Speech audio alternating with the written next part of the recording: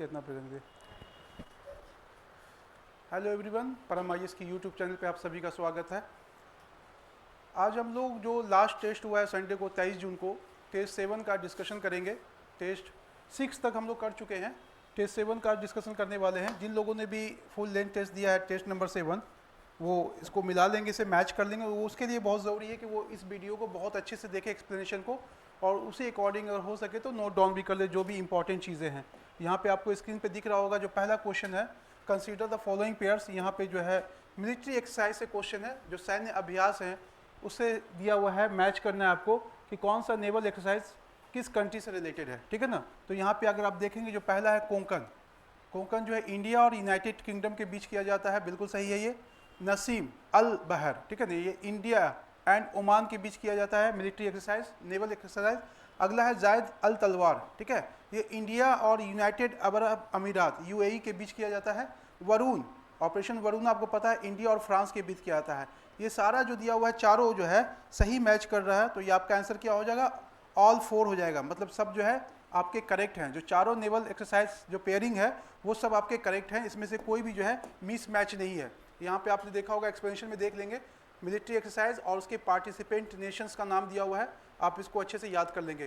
Question number next हम लोग देखेंगे 2, consider the following statement in relation to Ayushman Bharat Pradhan Mantri Jan Arogya Yojana, ठीक है। ये जो स्कीम है इसके बारे में दिया हुआ है, इसमें पूछा जा रहा है कौन सा करेक्ट है। ये 4 स्टेटमेंट दे रखे हैं और इस चारों स्टेटमेंट को पढ़ना है, फिर आपको सही आंसर चूज करना है। It was launch as per recommendation of national health policy 2017, ये बिल्कुल सही है। ये जो है 2017 में राष्ट्रीय स्वास्थ्य नीति के तहत जो है इसको उसकी सिफारिश के आधार पर इसको लागू किया गया। It aims and providing health cover of 5 lakh पर फैमिली पर ईयर, ठीक है ना। किसी भी परिवार को अपनी स्वास्थ्य सुविधा के लिए हर साल जो है 5 लाख रुपए का कवर देती है, ये भी सही है। Secondary and tertiary care hospitalisation, अगर कोई व्यक्ति कुछ ऐसी बीमारी से जूझ रहा है जिसमें उसको जो है प्राइमरी एंड सेकेंडरी केयर चाहिए होता है, हॉस्पिटलाइज होता है, उसको 5 लाख रुपया जो है हर फैमिली को इसमें इस योजना के तहत सरकार देती है। There is no cap on family size. हाँ, एक चीज़ और इसमें इंपॉर्टेंट है कि इसमें जो है परिवार के साइज़ का कोई कैप नहीं है कि 5 मेंबर्स का होना चाहिए, 4 मेंबर्स का होना चाहिए या 6 मेंबर्स का होना चाहिए। तो इसमें जो है कोई कैप नहीं है, फैमिली साइज़ के ऊपर या एज मेंबर्स के ऊपर कोई कैप नहीं है। ये स्टेटमेंट सही है। The house holds included is based on the deprivation and occupational criteria of the socio economic caste census 2011। इसके लिए जो क्राइटेरिया है आर्थिक स्थिति या सामाजिक स्थिति के लिए, वो 2011 सेंसस को लेके किया गया है, ठीक है। बंद हो गया आवाज़, अच्छा रही ना। तो ये सारे स्टेटमेंट जिसमें करेक्ट हैं, तो आपका आंसर क्या हो जाएंगे, ऑल 4। आयुष्मान भारत योजना जो है इसमें पता है कि आपको हर परिवार को 5 लाख रुपए का जो है स्वास्थ्य बीमा दिया जाता है, सरकार देती है। इसके लिए कोई एज बैरियर नहीं है, परिवार के साइज पे जो है कोई क्राइटेरिया नहीं है उसके लिए, और सोशियो इकोनॉमिक कंडीशन जो देखी जाएगी तो वो 2011 के सेंसस के अकॉर्डिंग दी जाएगी, ठीक है। इसका एक्सप्लेनेशन आप देख लेंगे, बहुत इंपॉर्टेंट है आयुष्मान भारत योजना, ठीक है। इसका पूरा जितना भी डिटेल एक्सप्लेनेशन को देखेंगे। इस तरह की जितनी भी सरकारी योजनाएं हैं आप इसको ज़रूर देखेंगे, ठीक है ना। जितनी भी सरकारी योजना है आप उसको देख लेंगे, क्योंकि ये इससे क्वेश्चंस बन सकता है आपका। अगला क्वेश्चन है, consider the following statement in relation to corruption perception index, भ्रष्टाचार, ठीक है, धारणा सूचकांक जो है भ्रष्टाचार बोध सूचकांक, उसके बारे में सवाल है 2023 का। India rank 93 out of the 180 country, ठीक है, of the corruption perception index, भ्रष्टाचार अवधारणा सूचकांक है ना, भ्रष्टाचार बोध सूचकांक में भारत का जो है रैंक क्या है, 180 देशों में 93 है, ये बिल्कुल सही है। दूसरा है Denmark top the index of the 6 consecutive year, लगातार 6ठे साल तक डेनमार्क जो है इस रैंक में क्या है, टॉप पे है। अगला है Finland and New Zealand we are rank 2nd and 3rd respectively, ये भी स्टेटमेंट क्या है आपका, बिल्कुल सही है। 2nd और 3rd पे कौन है, फिनलैंड एंड न्यूजीलैंड। तो ये आपने देखा कि करप्शन परसेप्शन इंडेक्स, भ्रष्टाचार सूचकांक जो है बोध सूचकांक, उसमें इंडिया की रैंकिंग कितनी है, 180 देशों में 93 है, और डेनमार्क टॉप किया है, और 2nd में कौन है, फिनलैंड, और 3rd में कौन है, न्यूजीलैंड। ये सारा स्टेटमेंट जो है इसके अंतर्गत सब सही है, इसका करेक्ट है। आप इसमें देख लेंगे, इसको इंपॉर्टेंट है, एग्जाम के पॉइंट ऑफ व्यू से बहुत इंपॉर्टेंट है, ठीक है। और एक चीज़ और देखेंगे कि इसको जारी कौन करती है, इसको जारी करने वाली जो संस्था है ट्रांसपेरेंसी इंटरनेशनल, ठीक है। ट्रांसपेरेंसी इंटरनेशनल जो है एक संस्था है, वही इसको जो है इस रिपोर्ट को जारी करती है। इसमें स्कोर्स होता है, उसी स्कोर्स के अकॉर्डिंग जो है इसकी रैंकिंग दी जाती है। सोमालिया का स्कोर जो है 11 है, इसमें से सबसे ख़राब जो अगर देखेंगे तो किसका है, यमन का है, ठीक है नहीं। यमन एक कंट्री है, अफ्रीकन कंट्री है, उसका जो है रैंक सबसे ख़राब है, ठीक है। अगला देखेंगे साउथ एशिया में किसकी रैंकिंग है, तो म्यांमार देखिए सबसे खराब है, बांग्लादेश 149, पाकिस्तान 133 एंड श्रीलंका 115 है, ठीक है ना। अगर पूछ ले कि भारत के बाद साउथ एशिया कंट्री में किसका रैंक सबसे खराब है, तो आपका कौन हो जाएगा, श्रीलंका हो जाएगा, ठीक है ना। Consider the following statements in relation to Tom traffic index, एक ट्रैफिक पे इंडेक्स जारी करने वाली संस्था है, इसके बारे में बोला गया है कि इसको पढ़िए और कौन सा करेक्ट है। इसमें जो आपको 2 स्टेटमेंट दिया हुआ है और आपको इसमें जो है करेक्ट स्टेटमेंट चूज करना है। पहला है 2 Indian cities Bengaluru 6 and Pune 7, Bharat के 2 शहर बेंगलुरु 6ठे स्थान पे, पुणे 7वें स्थान पे पाया गया। क्या, the list of 10 worst traffic, सबसे ज़्यादा ट्रैफिक हिट सिटी कौन है। ट्रैफिक हिट सिटी का मतलब ये है जहाँ पे ट्रैफिक की समस्याएं ज़्यादा होती है। तो ट्रैफिक की समस्याओं की अगर बात आएगी तो इंडिया के 2 शहर बेंगलुरु, जबकि बहुत अच्छा शहर माना जाता है, लेकिन यहाँ पे ट्रैफिक की समस्या देखने को मिली है। और दूसरा कौन सा है, पुणे 7वें स्थान पे, ठीक है। ये इंडिया में जो है सबसे ट्रैफिक प्रभावित शहर कौन सा है भारत का, बेंगलुरु और पुणे 6ठा और 7वां। New York continues to lead the chart as worst traffic hit city, इसमें अगर आप देखेंगे न्यूयॉर्क नहीं है, ट्रैफिक हिट सिटी में लंदन है इसका, ठीक है। न्यूयॉर्क नहीं है, कौन सा है, लंदन है। तो सेकंड स्टेटमेंट गलत हो जाएगा, तो आपका आंसर क्या हो जाएगा, ओनली 1 हो जाएगा आपका आंसर, ठीक है। अगला क्वेश्चन हम लोग देखेंगे, which of the following statement is correct, निम्नलिखित में कौन सा जो है स्टेटमेंट जो है करेक्ट है। इसमें पूछा कि कौन सा स्टेटमेंट जो है करेक्ट है। इसमें 2 स्टेटमेंट दिए हुए हैं, अब दोनों को पढ़ना है आपको। टोयोटा जो है एक व्हीकल्स कंपनी है, कहाँ की, जापान की है, ठीक है। उसका world top selling auto makers बनी है 2023 में, कौन, जापान की टोयोटा। ये बिल्कुल सही है statement. This achievements under scores Toyota's continued dominance in the global automotive market, वैश्विक ऑटोमेटिव मार्केट्स में जो है टोयोटा का क्या है, एक तरह का डोमिनेंस है। अगर देखा जाए तो जापानीज कंपनी है और कस्टमर भी जो है इससे सेटिस्फाइड रहते हैं, तो इसमें जो है टॉप जो है स्कोरर माना गया है इसको। ये कौन सी है, टोयोटा। तो ये दोनों स्टेटमेंट सही है, तो आपका आंसर क्या हो जाएगा, 1 and 2, बोथ 1 and 2 जो है आपका करेक्ट आंसर हो जाएगा। अगला है आपका, how many astronauts have been nominated for the Gaganyaan mission. आपको पता है कि भारत जो है इसी साल जो है गगनयान मिशन लॉन्च करने वाला है, और उसके लिए जो है 4 जो है ऑफिसर्स को, एयरफोर्स के ऑफिसर्स को नॉमिनेट किया गया है। कितने, 4 को। तो आपका आंसर क्या हो जाएगा, 4 हो जाएगा यहाँ पे, ठीक है। इसको आप याद कर लेंगे, इंपॉर्टेंट एग्जाम के पॉइंट ऑफ व्यू से। उसमें नाम भी दिया हुआ है, ठीक है ना। Group captain Prashant Balakrishnan, group captain Ajit Krishnan, group captain Angad Pratap and wing commander Shubhanshu Shukla, ठीक है। ये चारों के नाम है, इसको आप जरूर याद कर लेंगे नाम को, बहुत इंपॉर्टेंट है ये क्वेश्चन आपके एग्जाम के पॉइंट ऑफ व्यू से। अगला, in which Indian state has the world first Vedic clock been installed, Bharat के किस शहर में जो है वर्ल्ड का पहला वैदिक टाइमर का जो क्लॉक होता था उसी टाइप का जो है क्लॉक इस्टेब्लिश किया गया, घड़ी इस्टेब्लिश की गई है, ठीक है ना। तो यहाँ पे अगर देखेंगे ये मध्य प्रदेश के उज्जैन में है, कहाँ पे, उज्जैन में है, मध्य प्रदेश के उज्जैन में जो है ये वैदिक क्लॉक जो है इस्टेब्लिश किया गया है। तो आपका आंसर क्या हो जाएगा, मध्य प्रदेश हो जाएगा। प्रधानमंत्री ने हाल में इसका जो है उद्घाटन किया। अगला है, fast bowler Neil Wagner retired from international cricket, he is a player of which country. अभी हाल में नील वैगनर जो है एक बॉलर हैं, इन्होंने अभी हाल में जो है रिटायरमेंट लिया है, वो किस देश के हैं। तो ये आप देखेंगे नील वैगनर जो है वो न्यूजीलैंड के हैं, किसके हैं, न्यूजीलैंड के हैं। तो यहाँ पे आपका आंसर क्या हो जाएगा, न्यूजीलैंड हो जाएगा, ठीक है।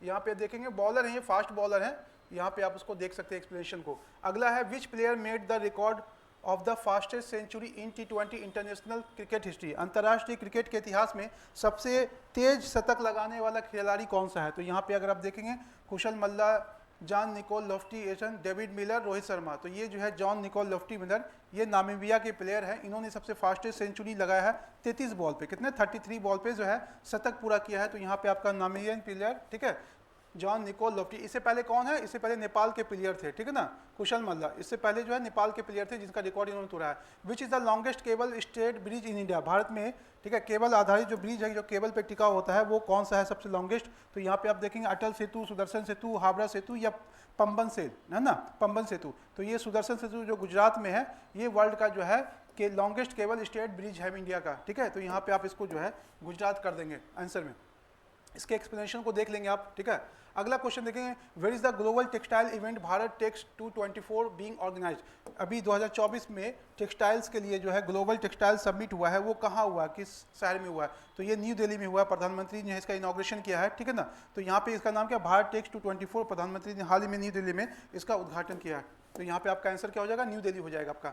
अगला है, in which country will the SAFF under 16 women's championship be organised. Bharat किस शहर में जो है, किस कंट्री में जो है सैफ अंडर 16 वीमेंस का, अंडर 16 महिलाओं का जो है Saif football tournament, south Asian football federation tournament जो होता है सैफ इसको कहते हैं, अभी हाल में अंडर 16 वीमेंस चैंपियनशिप कहाँ हुआ है? इंडिया में, बांग्लादेश में, नेपाल में या श्रीलंका में? तो ये नेपाल में हुआ है, ठीक है ना। Saif 16 under women's football championship कहाँ पे हुआ है जी?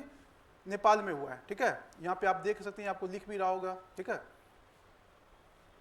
अगला क्वेश्चन है, who one the best male actor award at the screen actors guild award? Act green है ना, स्क्रीन एक्टर्स गिल्ड अवार्ड में जो बेस्ट मेल एक्टर का अवार्ड मिला है वो किसको मिला है? तो ये देखिएगा सिलियन मोर्फे को मिला है। ओपेनहाइमर जो है डायरेक्टेड बाय क्रिस्टोफर नोलन, इसको सबसे ज़्यादा अवार्ड मिला है, 3 अवार्ड मिला है इसमें। और बेस्ट जो मेल एक्टर का अवार्ड मिला है वो किसे? सिलियन मोर्फे को मिला है। तो आपका आंसर क्या हो जाएगा यहाँ पे? ठीक है, सिलियन मोर्फे। अगला क्वेश्चन देखेंगे हम लोग, where was the statue of India's first chief of defence staff late general Bipin Rawat unveiled?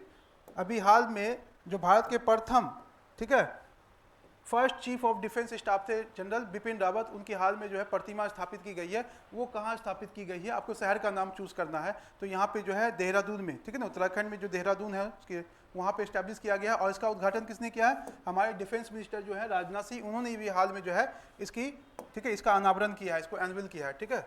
अब अगला क्वेश्चन हम लोग देखेंगे। अगला क्वेश्चन कौन है आपका? हु लॉन्च द पीएम सूर्य घर मुफ्त बिजली योजना? अभी हाल में जो है पीएम सौर घर, ठीक है ना, यहाँ पे देखिएगा पीएम सूर्य घर मुफ्ती बिजली योजना, अभी हाल में किसने इसको जो है लॉन्च किया है? तो याद रखिएगा जो प्रधानमंत्री नरेंद्र मोदी है, इसको 2023-24 के बजट में जो है इसकी घोषणा की गई थी। और इसको नरेंद्र मोदी जी ने, हमारे जो प्रधानमंत्री है, उन्होंने जो है इस योजना का उद्घाटन किया है। इसके अंतर्गत क्या है जी? इसके अंतर्गत, इस योजना के अंतर्गत जो 300 यूनिट फ्री इलेक्ट्रिसिटी दी जाएगी। किसको? लगभग 1 करोड़, हाँ, इसमें जो 1 करोड़ से ज़्यादा परिवार को क्या है 300 यूनिट फ्री बिजली दी जाएगी इस योजना के अंतर्गत, ठीक है। और इसके लिए 75,000 करोड़ रुपए जो है खर्च किए जाएंगे। 2024-25 में जो है बजट में इसकी घोषणा की गई। 2024-25 के बजट में, 23-24 नहीं है, 24-25 है, ठीक है। फाइनेंस मिनिस्टर जो हमारे देश की हैं कौन है आपको पता है, ठीक है, निर्मला सीतारमण, उन्होंने इस योजना की घोषणा की। इसके अंतर्गत क्या था? सोलर पैनल्स लगाया जाता है और उसके लिए जो है 300 यूनिट जो है फ्री बिजली 1 करोड़ परिवार को दिया जाएगा, ठीक है। अगला क्वेश्चन है, रिसेंटली दत्तारेजू कृष्णा गायकवाड़, ये क्रिकेटर है, इनका हाल में निधन हो गया, ठीक है। वो पूछ रहे हैं कि किस स्पोर्ट से जुड़े हुए हैं। तो यहाँ पे आप देखेंगे ये गायकवाड़ जो है बड़ौदा से खेलते थे, रणजी ट्रॉफी भी खेला इन्होंने। ये क्रिकेट से संबंधित है, किसे? क्रिकेट से संबंधित है। और ये बहुत, कह सकते हैं कि बहुत ओल्ड एज के थे, एजेड क्रिकेटर थे जो अभी तक जीवित थे, ठीक है। अगला है, विच state government has recently launch स्वयं स्कीम? किस राज्य सरकार ने जो है स्वयं योजना की घोषणा की है? तो स्वयं योजना जो है वो ओडिशा का है। किसका है जी? ओडिशा का है, ठीक है ना। इसके अंतर्गत जो है बेरोजगार लोगों को 1 लाख रुपया जो है फ्री जो है लोन दिया जाता है, फ्री इंटरेस्ट रेट पे लोन दिया जाता है अपने रोजगार या किसी और पेशे को शुरू करने के लिए। यहाँ पे आप देख रहे होंगे, आपको दिख भी रहा होगा, aspiring use of to young entrepreneur, Swayam नाम इसका है इस योजना का, ठीक है। उड़ीसा सरकार की योजना है ये। अगला क्वेश्चन है, with whom has the Uttar Pradesh government decided to enter into an agreement for better disaster management? ठीक है, आपदा प्रबंधन के लिए अभी हाल में उत्तर प्रदेश सरकार ने किसके साथ जो है एक समझौता किया है? तो यहाँ पे IIT Roorkee, IIT Delhi, IIT Mumbai या IIT वाराणसी। IIT रुड़की जो उत्तराखंड में है, इससे जो है यूपी गवर्नमेंट ने डिजास्टर मैनेजमेंट को काउंटर करने के लिए हाल में जो है समझौता ज्ञापन पे, ठीक है, साइन किया है। तो यहाँ पे आपका आंसर हो जाएगा IIT रुड़की। अगला है, recently Kaji Nemu has been organise as the recognise as the state fruit of which state? अभी काजी नींबू को किस राज्य सरकार ने अपना राजकीय फल जो है घोषित किया है? यहाँ पे आंसर अगर देखेंगे तो आसाम है ऑप्शंस में आपके, ठीक है, और उसके बाद जो है नागालैंड, मेघालय और अरुणाचल प्रदेश।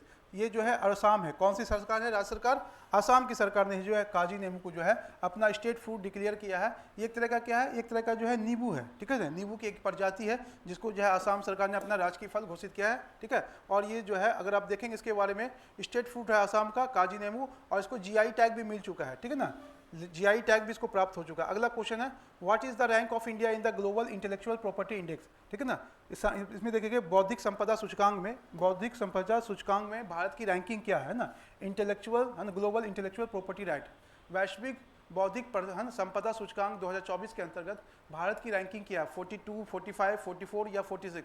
इसमें आप देखेंगे तो 42nd है। और फर्स्ट में कौन है जी? फर्स्ट में अगर देखेंगे, ठीक है, फर्स्ट में अगर आप देखेंगे तो ये है USA, ठीक है, USA जो है फर्स्ट में आता है। दूसरे में कौन है? फ्रांस है, ठीक है। तो बौद्धिक संपदा सूचकांक में जो टॉप पे कौन सा कंट्री है? USA है। इंडिया की रैंकिंग क्या है? 42 है इंडिया की रैंकिंग, ठीक है। अगला क्वेश्चन देखेंगे, recently which state government has decided to repeal the Muslim marriage and divorce registration act 1935। अभी हाल में नॉर्थ ईस्ट का एक स्टेट है आसाम, इसने हाल में ही जो है ठीक है मुस्लिम marriage and divorce registration act 1935 को ठीक है रिपील कर दिया है और इसको जो है पनिशेबल ऑफेंस बना दिया है। ठीक है, तो यहाँ पे आपका आंसर क्या हो जाएगा, आसाम हो जाएगा। अगला क्वेश्चन देखें, which IT has launch India's largest drone pilot training facility. ठीक है, इंडिया का लार्जेस्ट ड्रोन पायलट ट्रेनिंग जो है कहाँ पे जो है स्टैब्लिश किया गया है, फैसिलिटी कहाँ पे लॉन्च किया गया, IT Guwahati, IT Mumbai, IT Delhi या आईटी वाराणसी। तो ये आईटी गुवाहाटी में जो शुरू किया गया है, कहाँ पे, आईटी गुवाहाटी में। प्राइम मिनिस्टर नमो ड्रोन योजना के तहत जो है इसको लॉन्च किया गया है आईआईटी गुवाहाटी में। ठीक है ना। अगला क्वेश्चन देखेंगे, where will the 3-day international Gita Mahotsav be organise. आपको पता है कि गीता महोत्सव आयोजन होता है, ये जो है गीता के लिए कहा जाता है, जो आप होली बुक है हिंदू धर्म का। तो गीता महोत्सव जो ऑर्गेनाइज किया गया, अभी कहाँ किया गया, तो ये देखिएगा आपको कोलंबो, श्रीलंका की राजधानी कोलंबो में हाल ही में जो है गीता महोत्सव का आयोजन किया गया है 2024 का। ठीक है, तो यहाँ पे आपका आंसर क्या हो जाएगा, कोलंबो हो जाएगा। यहाँ पे आपको दिख ही रहा 13 मार्च से 2024 श्रीलंका में ये ऑर्गेनाइज किया गया है। ठीक है, तो ये जो है आप इस इंपॉर्टेंट है आपके एग्जाम के पॉइंट ऑफ व्यू से, इसको आप याद करके रखेंगे। अगला है, India energy week 2024 is being organised in which state.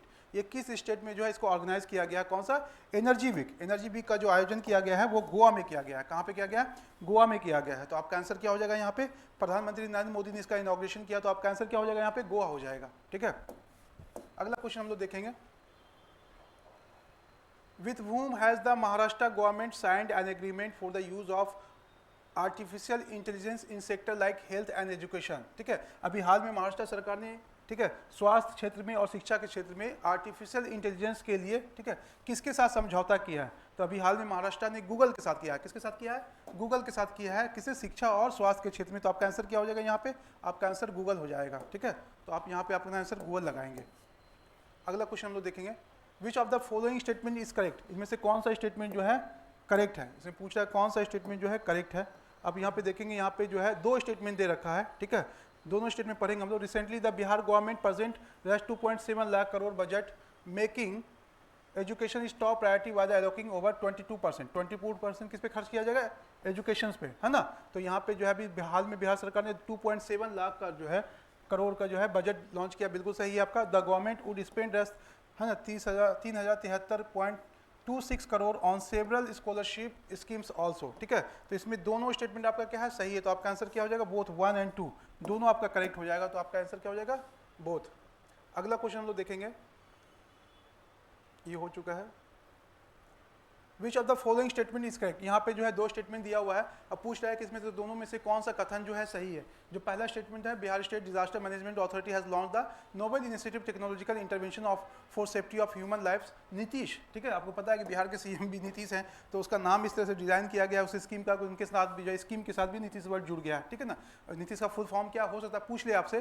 ठीक है, तो noble initiative technological intervention for safety of human lifes. Okay, तो यहाँ पे आपसे पूछ रहा है, ये बिल्कुल सही है पहला statement. It is an innovative pendant safe device, एक तरह का उपकरण है, इसको इस तरह से डिज़ाइन किया गया है। ठीक है ना, कि जो किसान जो है, खासकर जो किसान है ग्रामीण क्षेत्रों में, ठीक है, farmers and the public, specially targeting lightning, जिसको गांव के क्षेत्र के लोग, जो आम लोग हैं, जो किसान है, उस पर ज़्यादातर बिजली गिरने की जो घटनाएं होती हैं, मानसून के समय में वज्रपात जो होता है, फ्लड से रिलेटेड आपदा आ जाती है, या हीट वेव्स आता है एंड कोल्ड वेव्स आता है, इन सब से जो है इसको बचाएगा। तो यहाँ पे दोनों स्टेटमेंट क्या है, बिल्कुल सही है। तो यहाँ का आंसर क्या हो जाएगा, बहुत इंपॉर्टेंट स्कीम मैं बता दे रहा हूँ, इसको आप लोग नोट करेंगे। ठीक है, ये बहुत इंपॉर्टेंट क्वेश्चन है, ये जो है ये क्वेश्चन बहुत इंपॉर्टेंट है आपके एग्जाम के पॉइंट ऑफ व्यू से, तो इसको नोट करके रखेंगे और इसके बारे में और डिटेल जानकारी ले लेंगे। ठीक है, नेट वेट से भी सर्च कर सकते हैं देखिए चाहने को। विच of the following statement is correct. यहाँ पे 2 स्टेटमेंट दिया हुआ है और पूछ रहा है कि कौन सा स्टेटमेंट जो है इसमें करेक्ट है। ठीक है ना, तो यहाँ पे देखिए ये जो पूछ रहा है, पहला देखेंगे हम लोग, union minister of Ayush and ports shipping and waterways Sarbananda Sonowal state the importance of holistic health care on a global scale during the regional review meeting of 6 states. 6 राज्यों की मीटिंग में, ठीक है, जो Ayush and port shipping and waterways ministers हैं सर्बानंद सोनोवाल, उन्होंने जो है रिव्यू किया। उसमें बिहार, छत्तीसगढ़, झारखंड, मध्य प्रदेश, उड़ीसा एंड उत्तर प्रदेश है, which was arranged by the ministry of AYUSH in Patna. ठीक है, ये बिल्कुल सही है। ठीक है, अगला दे रखा आपको कि the ministry of Ayush is actively supporting state and union territory governments in implementing various initiative outlined in their states annual action plan.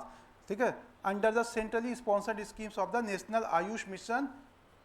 ठीक है, नेशनल आयुष मिशन के तहत जो है इसमें जो है सपोर्ट किया जा रहा है, चाहे वो स्टेट्स हों चाहे यूनियन टेरिटरी हों, उनको लागू करने के लिए कई तरह के जो है पहल शुरू किए गए हैं, ठीक है। और उसका नाम क्या दिया गया है, उसका नाम दिया गया है स्टेट एनुअल एक्शन प्लान्स, ठीक है ना। और ये सेंट्रली स्पॉन्सर्ड स्कीम्स है, ठीक है ना, नेशनल आयुष मिशन के तहत। दोनों स्टेटमेंट सही है, तो आपका आंसर क्या हो जाएगा, ठीक है, बोथ 1 और 2 हो जाएगा आपका, ठीक है। इसका एक्सप्लेनेशन देख लेंगे आप लोग। अगला क्वेश्चन है which of the following statement is correct, निम्नलिखित में से कौन सा स्टेटमेंट जो है करेक्ट है। यहाँ पे 2 स्टेटमेंट दे रखा है, इन दोनों को पढ़ना है आपको। उसमें पूछा जा रहा है कि कौन सा स्टेटमेंट जो है आपका करेक्ट है। इसमें पहला देखेंगे, recently prime minister Narendra Modi virtually laid the foundation stone for the development of 31 railway stations and construction of 72 railway projects in Bihar under the East Central Railway Zone, ठीक है।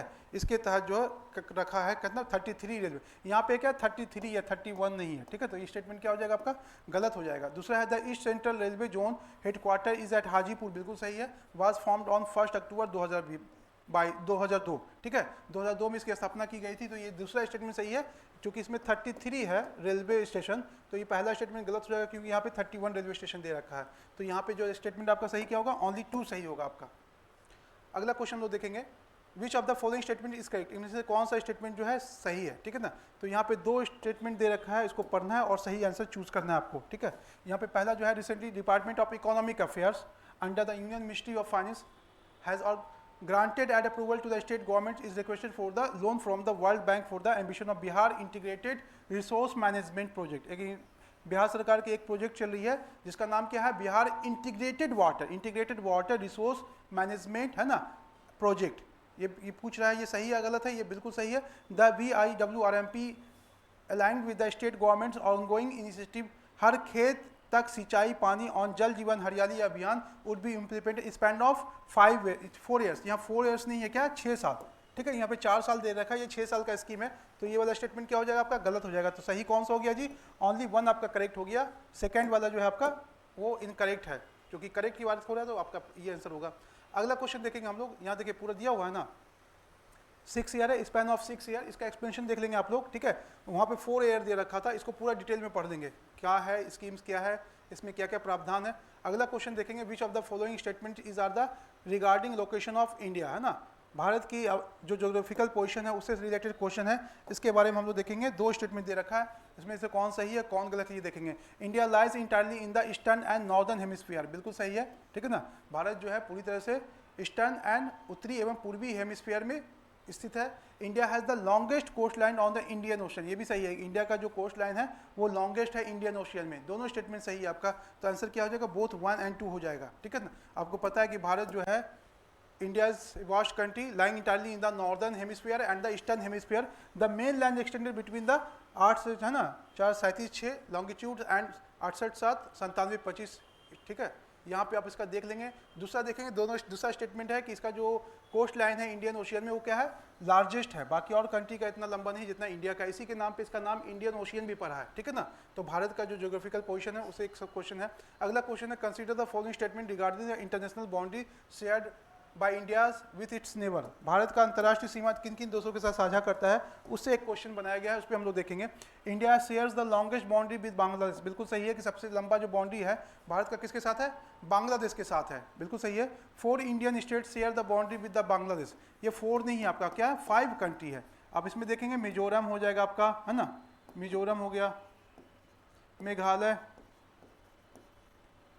Tripura, Assam, waste Bengal, ठीक है ना। तो मिजोरम, मेघालय, त्रिपुरा, आसाम, वेस्ट बंगाल कितना है, 5 states है। यहाँ पे 4 दे रखा है, तो ये आपका जो 4 इंडियन स्टेट नहीं होगा, 5 इंडियन स्टेट्स होगा, ठीक है ना। 5 इंडियन स्टेट तो गलत हो जाएगा second statement. India share the shortest boundary with Afghanistan, बिल्कुल सही है। अफगानिस्तान के साथ इंडिया जो है हार्डली 88 किलोमीटर का ही बाउंड्री शेयर करता है। तो तीसरा वाला और पहला वाला करेक्ट है, तो आपका आंसर क्या हो जाएगा, 1 और 3 हो जाएगा आपका आंसर, ठीक है। तो यहाँ पे आपका आंसर 1 और 3 हो जाएगा। अगला क्वेश्चन देखेंगे, with reference to the division of Himalayas demarcated by rivers valleys, ठीक है ना। जो नदी घाटी है वो हिमालय को कुछ हिस्सों में डिवाइड करती है, उसका कुछ नाम दिया गया है, उसमें आपको देखना है कौन the part of the Himalaya lying between Sutlej and Kali rivers is known as the Himachal rivers. तो ये कौन सा होगा, सतलुज एंड काली के बीच कौन सा होगा जी, कुमायूं हिमालय होगा ना, ये हिमाचल हिमालय नहीं होगा। तो ये स्टेटमेंट क्या हो जाएगा आपका, गलत हो जाएगा। Himalayas lying between Teesta and Dihang river is known as Assam Himalaya, बिल्कुल सही है। तीस्ता और दिहांग नदी के बीच का जो हिमालय वाला क्षेत्र है उसको क्या कहते हैं? असम हिमालय कहते हैं। तो दूसरा सही है, और पहला वाला जो है स्टेटमेंट गलत है, क्योंकि ये जो है हिमाचल हिमालय नहीं बल्कि कुमायूं हिमालय होता है। तो आपका सही का आंसर क्या हो जाएगा? ओनली 2। अगला क्वेश्चन देखेंगे, यहाँ पे दे भी रखा है, मैप से समझाया भी गया है, ठीक है।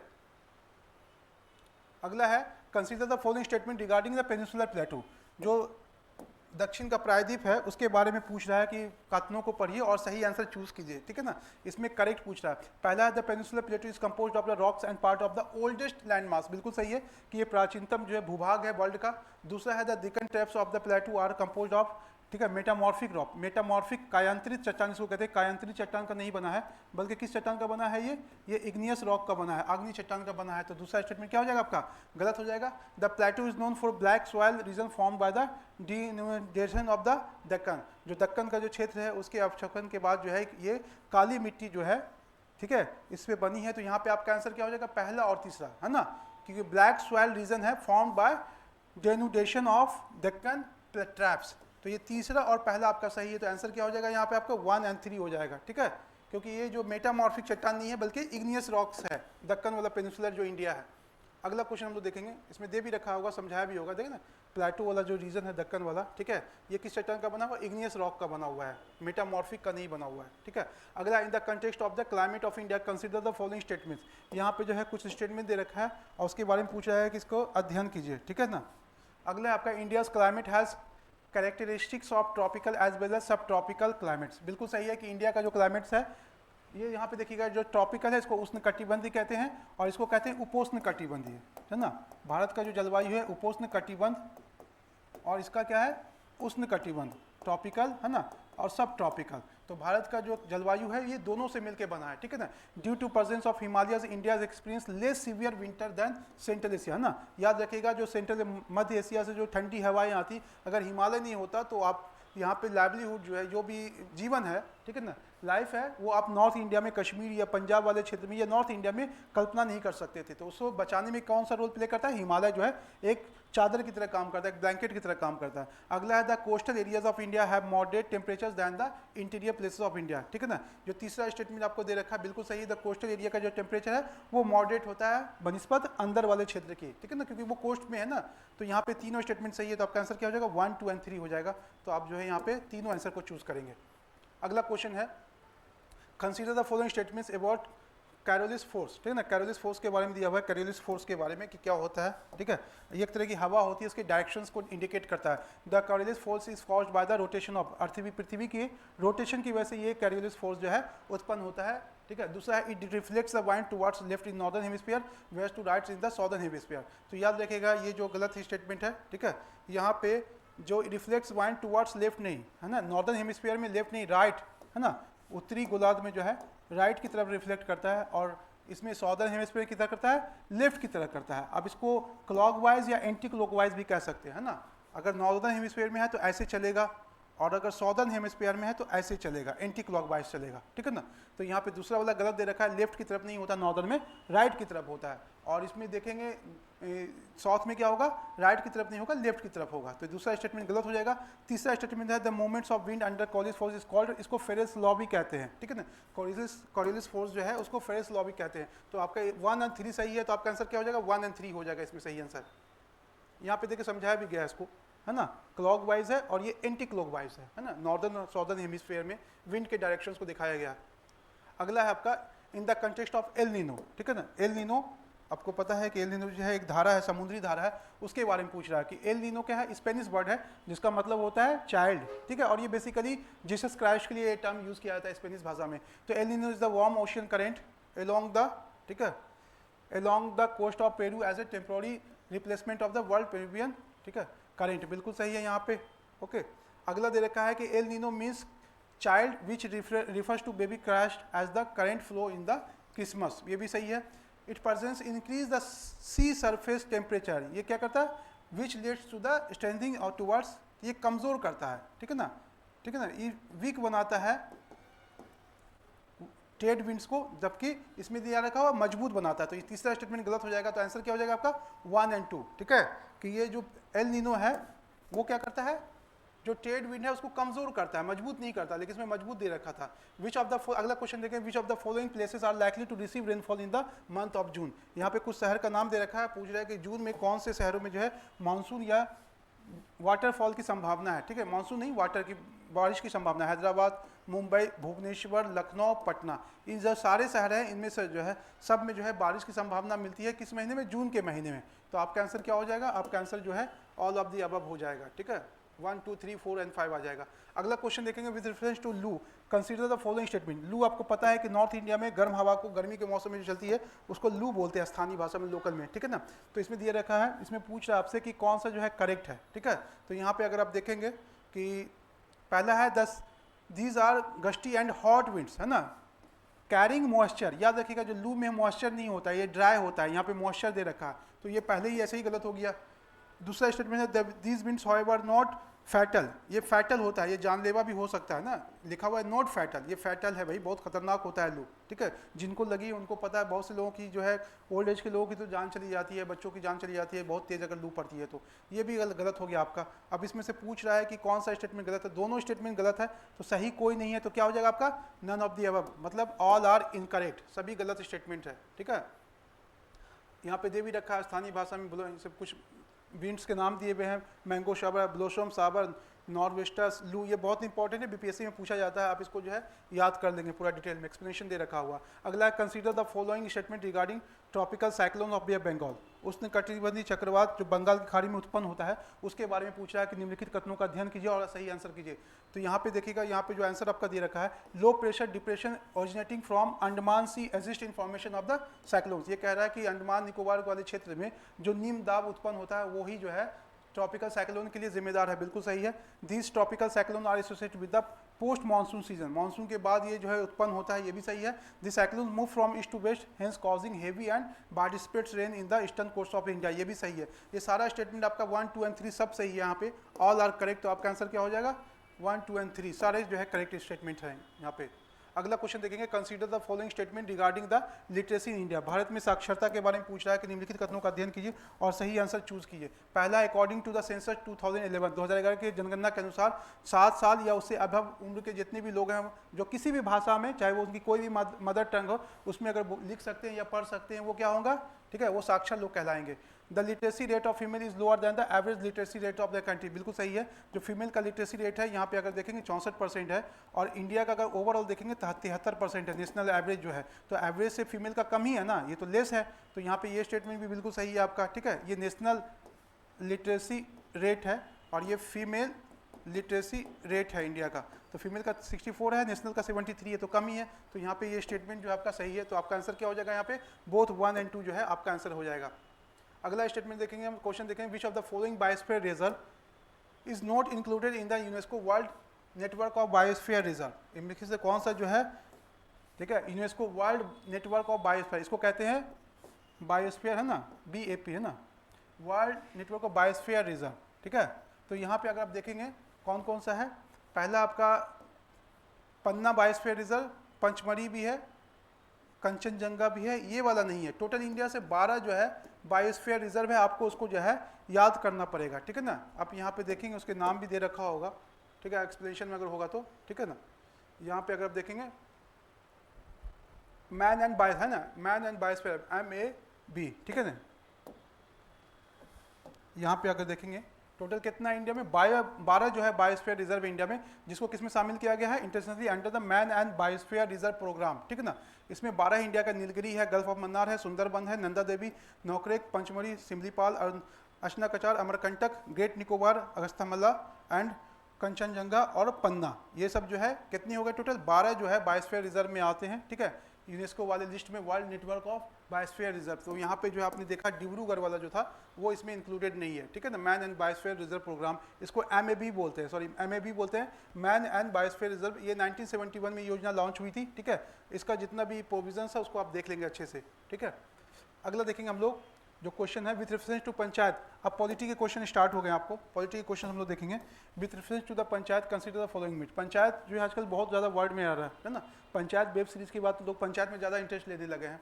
अब इसमें पूछ रहा है कि कौन सा स्टेटमेंट सही है। 4 स्टेटमेंट दे रखा है। The Panchayati Raj system is the first year और और level of the democratic government, ठीक है। यहाँ पे अगर आप पढ़ेंगे तो ये सही है गलत है? बिल्कुल सही है। फर्स्ट ईयर और level of the democratic government, क्योंकि पहले फर्स्ट ईयर होगा, उसके बाद कौन होगा? स्टेट लेवल की होगी, ऊपर फिर सेंट्रल लेवल की होगी। तो फर्स्ट ईयर में लोकल लेवल पे यही होता है। Panchayati Raj system extends to other levels, panchayat samiti and district panchayat या जिला परिषद, बिल्कुल सही है। जिला परिषद एक्चुअली मेक्स डेवलपमेंट प्रोग्राम, जो टॉप लेवल पे होता है। इसका इस तरह से उसको दिखाएंगे अभी हम लोग। जैसे मान लीजिए ये देखेंगे,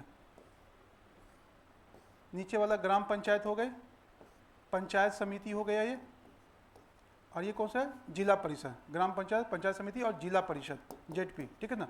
तो यहाँ पे देखिएगा, यहाँ पे कह रहा है कि जो जिला परिषद जो टॉप वाला है वो actually makes development plans at the district levels with the help of the zila parishad. The state government regulates the money distribution among the all the gram panchayat, ठीक है ना। तो यहाँ पे अगर देखेंगे तो ये देखिएगा जिला परिषद, ये चौथा वाला ऑप्शन पूछा करेक्ट कौन सा है, ठीक है ना। With the help of the zila parishad state government regulates the money distribution among the all the gram panchayat. ये स्टेट गवर्नमेंट रेगुलेट नहीं करती है यहाँ पे, इसके लिए स्टेट फाइनेंस कमीशन बना होता है, ठीक है ना, पंचायती राज के लिए अलग से। जिला परिषद actually make development plan the district level, hence state with the help of the panchayat समिति। जिला परिषद रेगुलेट्स, पंचायत समिति की सहायता से, स्टेट गवर्नमेंट की सहायता से नहीं, ठीक है ना। तो यहाँ पे आपका आंसर जो चौथा वाला स्टेटमेंट है वो इनकरेक्ट हो जाएगा। तो आंसर हो जाएगा 1, 2 एंड 3। अगला क्वेश्चन देखेंगे, which of the following statement is incorrect about working of the police administration, ठीक है ना।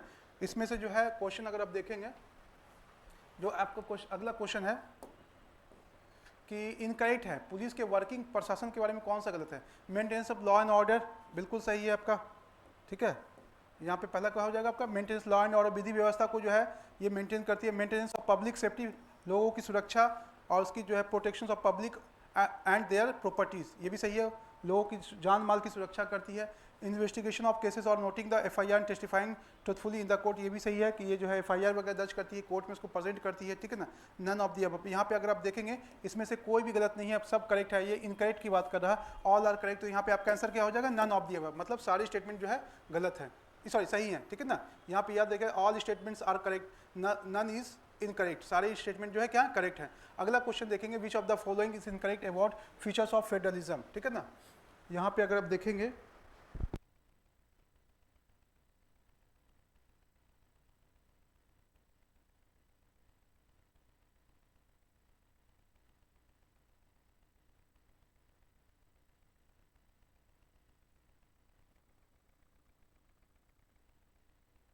क्वेश्चन हम लोग देखेंगे, which of the following is incorrect about features of the federalism, ठीक है। इसमें से पूछ रहा है कि फीचर ऑफ फेडरलिज्म के बारे में जो है कौन सा गलत है, इनकरेक्ट। यहाँ पे देखिए एक चीज़ ध्यान रखिएगा, आप कोई भी क्वेश्चन अगर सॉल्व करते हैं उसमें इनकरेक्ट करेक्ट को जरूर ध्यान रखेंगे, जो क्वेश्चन पूछ क्या रहा है उस पर ध्यान रखेंगे। इसमें पूछा कौन सा जो है इनकरेक्ट है संघवाद के बारे में, ठीक है। अगला पहला स्टेटमेंट है, constitution itself defines the jurisdictions of each level of government, ठीक है ना। तो यहाँ पे अगर आप देखेंगे ये सही है बिल्कुल, ठीक है। सरकार की जुडिक्शंस को डिफाइन करता है, सरकार की जो है उसका जो क्षेत्राधिकार है उसको परिभाषित करता है। The fundamental provisions of the constitution, क्यों यहाँ पे याद रखेगा क्योंकि फेडरलिज्म में राज्य सरकार है ना, स्टेट गवर्नमेंट, सेंट्रल गवर्नमेंट है ना, ये सब के जो है पावर को डिफाइन कर दिया गया, जुडिक्शन को डिफाइन कर दिया गया। इसलिए पूछा कि ईच लेवल ऑफ गवर्नमेंट के पावर को डिफाइन करता है फेडरलिज्म में, बिल्कुल सही है। The fundamental provisions of the constitution can not be unilaterally change by one law of the government, ठीक है ना। कोई भी सरकार जो है फंडामेंटल का जो संविधान के जो फंडामेंटल वैल्यूज है उसको चेंज नहीं कर सकती, बिल्कुल सही है। Courts have the power to, जैसे आप इंग्लैंड में देखेंगे वहाँ पे इजीली जो है अमेंडमेंट करना बहुत इजी होता है। Courts have the power to interpret the powers of different level of the government. जो आपको पता है कि हमारे देश में न्यायपालिका है, वही जो है जो भी सरकार के अंग है, चाहे राज्य सरकार हो चाहे केंद्र सरकार हो, उसकी पावर को अगर कोई डिफाइन करती है, परिभाषित करती है, तो वो कौन करती है? न्यायपालिका करती है। तो ये फेडरलिज्म की बहुत बड़ी ब्यूटी है। अगला आपका sources of revenue for each level of the government are decided by the different levels of the government time to time. ये स्टेटमेंट गलत है, ठीक है ना। ये जो है गवर्नमेंट डिसाइड नहीं करेगी, ठीक है। Statement D is incorrect because ये जो डिसाइड कौन करती है? ये फाइनेंशियल ऑटोनोमी क्लियरली स्पेसिफाइड, किस राज्य सरकार का क्या अधिकार होगा वो संविधान में पहले से उल्लेखित है। सरकार अपने हिसाब से चेंज नहीं कर सकती। स्टेट के फाइनेंशियल पावर्स क्या होंगे, सेंटर के क्या होंगे, वो संविधान में दिया हुआ है, सरकार नहीं निर्धारित करेगी, ठीक है। अगला क्वेश्चन देखेंगे, in the case of the clash between the laws made by the centre and state on a subject in the concurrent list, अगर समवर्ती सूची में केंद्र सरकार और राज्य सरकार के बीच किसी तरह का विवाद पैदा होता है तो क्या होगा, ठीक है ना। तो यहाँ पे अगर आप देखेंगे कि इसमें क्या हो सकता है, तो इसमें यही हो सकता है, ठीक है, कि द सेंट, अगर मान लीजिए समझाने के लिए मैं कह दूँ इसको और थोड़ा सा इलेबरेट कर दूँ, कॉन्करेंट लिस्ट है ना, कॉन्करेंट लिस्ट है। कॉन्करेंट लिस्ट में मान लिया एजुकेशन है, समवर्ती सूची जो है, शिक्षा है इसमें, ठीक है ना। शिक्षा अगर मान लो है समवर्ती सूची में, उसमें सेंट्रल में केंद्र सरकार है ना, सेंट्रल गवर्नमेंट और राज्य सरकार स्टेट गवर्नमेंट, इन दोनों जो है ने मिलकर एजुकेशन पे कोई कानून बनाया और उस पर दोनों में क्लैश हो रहा है, तो ऑब्वियस है कि जो सेंट्रल गवर्नमेंट का कानून है वो जो है उस पर लागू होगा, ठीक है ना, उस पर जो है लागू होगा, वो प्रिवेल करेगा, स्टेट गवर्नमेंट का नहीं करेगा। अगर सेम विषय पे राज्य सरकार केंद्र सरकार ने कानून बनाया है तो उसमें जो है केंद्र सरकार का जो कानून है वो माना जाएगा। अगला है on which basis were states like Nagaland, Uttarakhand या झारखंड क्रिएटेड, ठीक है ना, किस आधार पे जो है ये जो राज्यों का नाम दिया हुआ है आपको कि नागालैंड, उत्तराखंड और झारखंड जो है की संरचना की गई। पहला ऑप्शन है on the basis of language. आपको पता है कि भारत में सबसे पहले जो इस राज्य का गठन हुआ आंध्र प्रदेश का मद्रास से टूट के बना है, ये किस आधार पे बना है, भाषा के आधार पे बना है। उसके बाद कुछ राज्य और बने हैं जैसे नागालैंड है, उत्तराखंड है, झारखंड है, इसका क्या आधार है, क्या वो भाषा के आधार पे बना या वो कल्चर और इथनिसिटी के आधार पे बना या वो धर्म के आधार पे बना या वो व्यापार और वाणिज्य को ध्यान में रख के बना। तो यहाँ पे याद रखिएगा ये जो दोनों तीनों स्टेट का नाम दिया हुआ है basis of culture and ethnicity. अगर आप देखेंगे ना इसका एथनिक वैल्यूज है उत्तराखंड का, ठीक है ना, इसका भी झारखंड का भी पता है कि इथनिक और कल्चर वगैरह सबका अलग अलग है, तो यहाँ पे आपका आंसर क्या हो जाएगा on the basis of the culture and ethnicity, ठीक है।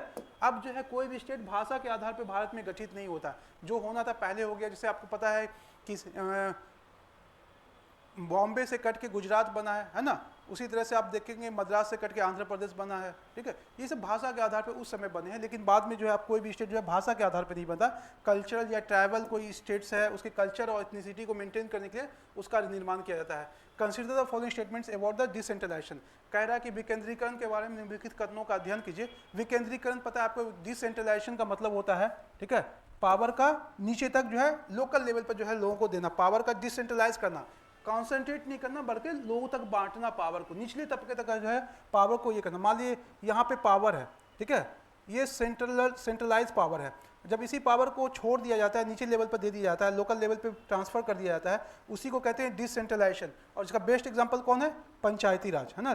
पंचायती राज जो है आपका इसका बेस्ट एग्जांपल है, या आप इसको कह सकते हैं, ठीक है ना, रूरल लोकल बॉडी RLB है ना, लोकल बॉडी जो ग्रामीण क्षेत्रों में पंचायत है वो जो है वहाँ पे डिसेंट्रलाइजेशन देखने को मिलता है। अब इसमें पूछा कौन सा करेक्ट है, 3 स्टेटमेंट है। In the process power is taken from the state government, इस प्रक्रिया में, ठीक है, सेंट्रल गवर्नमेंट से पावर लेके लोकल लेवल पे दिया जाता है, बिल्कुल सही है, ठीक है, इसमें जो है बिल्कुल सही है आपका स्टेटमेंट।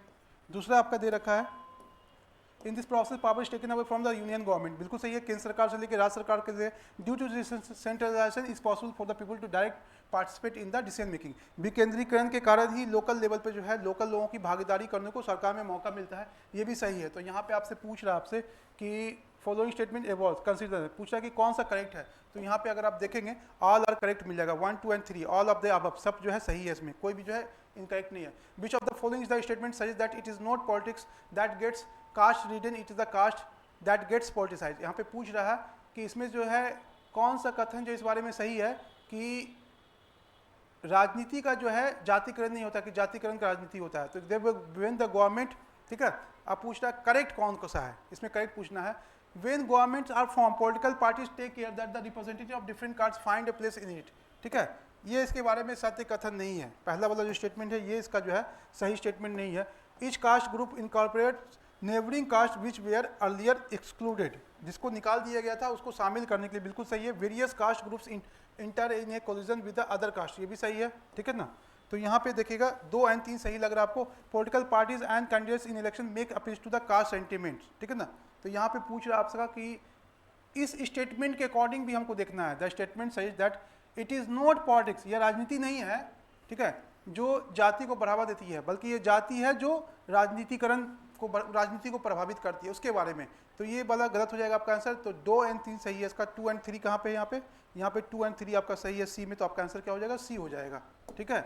इसको और अच्छे से देखा, यहाँ पे दिखा भी दिया गया है कि each caste group tries to become bigger by the incorporating within its neighbouring caste. हर जाति जो है दूसरे जाति के साथ मिल करके जो है, ठीक है, वो बड़ा होना चाहती है। और सब caste which were earlier excluded, मान लो एक जाति है, 2 जाति है जिसको एक को जो है एकदम अलग थलग कर दिया गया, तो दूसरी जाति उसके साथ मिल करके जो है अपने आप को मजबूत करना चाहती है, ठीक है। दूसरा है आपका कि statement 3 is correct. Various caste groups are required to enter into a collision, हर जाति जो है मिल करके गठबंधन बनाती है, ठीक है ना, कम्युनिटीज के साथ, और enter in dialogue and negotiation, ठीक है ना, ये भी सही है आपका इसके साथ। अगला क्वेश्चन देखेंगे, how pressure groups and movements exert influence on politics. जो दबाव समूह है और मूवमेंट आंदोलन है वो कैसे जो राजनीति को प्रभावित करती है, ठीक है ना। इसमें कुछ स्टेटमेंट दे रखा है आपको, उसमें आपको देखना है कि इसमें से कौन सा जो है करेक्ट है। यहाँ पे एक एक करके देखेंगे कि राजनीति को प्रभावित करने में जैसे प्रेशर ग्रुप, दबाव समूह, ठीक है, और जो आंदोलन है, तो bye gaining popular public support and sympathy, बिल्कुल सही है, समर्थन और सहानुभूति से जरिए जो है ये दबाव बनाती है। By organising strikes and protest, ये हड़ताल करती है, धरना देती है। बाय डिस्टर्बिंग गवर्नमेंट प्रोग्राम्स, इस तरह से दबाव बनाने की कोशिश करती है ना, सरकार की योजनाओं को जो है डिस्टर्ब करके। बाय लॉबिंग, ये लॉबिंग भी करती है। तो ये सारा जो आप देख रहे हैं, ठीक है ना, प्रेशर ग्रुप और मूवमेंट, ये राजनीति पे दबाव बनाने के तरीके हैं जो आपको चारों स्टेटमेंट दिख रहा है। बार्गेनिंग है ना, bye gaining popular public support and sympathy, यहाँ पे देखिए चारों स्टेटमेंट दे रखा है यहाँ पे, ठीक है। यहाँ पे अगर देखेंगे आपको जितने भी दबाव समूह है और इसके जो आंदोलन है वो राजनीति पे कैसे प्रभाव डालते हैं, एक बार और मैं इसको एक्सप्लेन कर दूं। बाय गेनिंग पॉपुलर सपोर्ट, है ना, पब्लिक सपोर्ट, लोकप्रिय जो जन समर्थन है उसके द्वारा, और सहानुभूति द्वारा ये क्या करते हैं, सरकार पे दबाव डालते हैं, ठीक है। उसमें इंडिया में बहुत सारे आप देखे होंगे, जैसे कि हिंदुस्तान मजदूर सभा है ना, HMS, उसके बाद आपका जो है all India trade union Congress है, मजदूरों के संगठन है, ठीक है, महिलाओं के संगठन है, व्यापारियों के संगठन है, ये इसी तरह से जो है राजनीति को प्रभावित करते हैं, पॉलिटिक्स को दबाव में डालते हैं। ऑर्गेनाइजिंग स्ट्राइक, हड़ताल और धरना दे करके।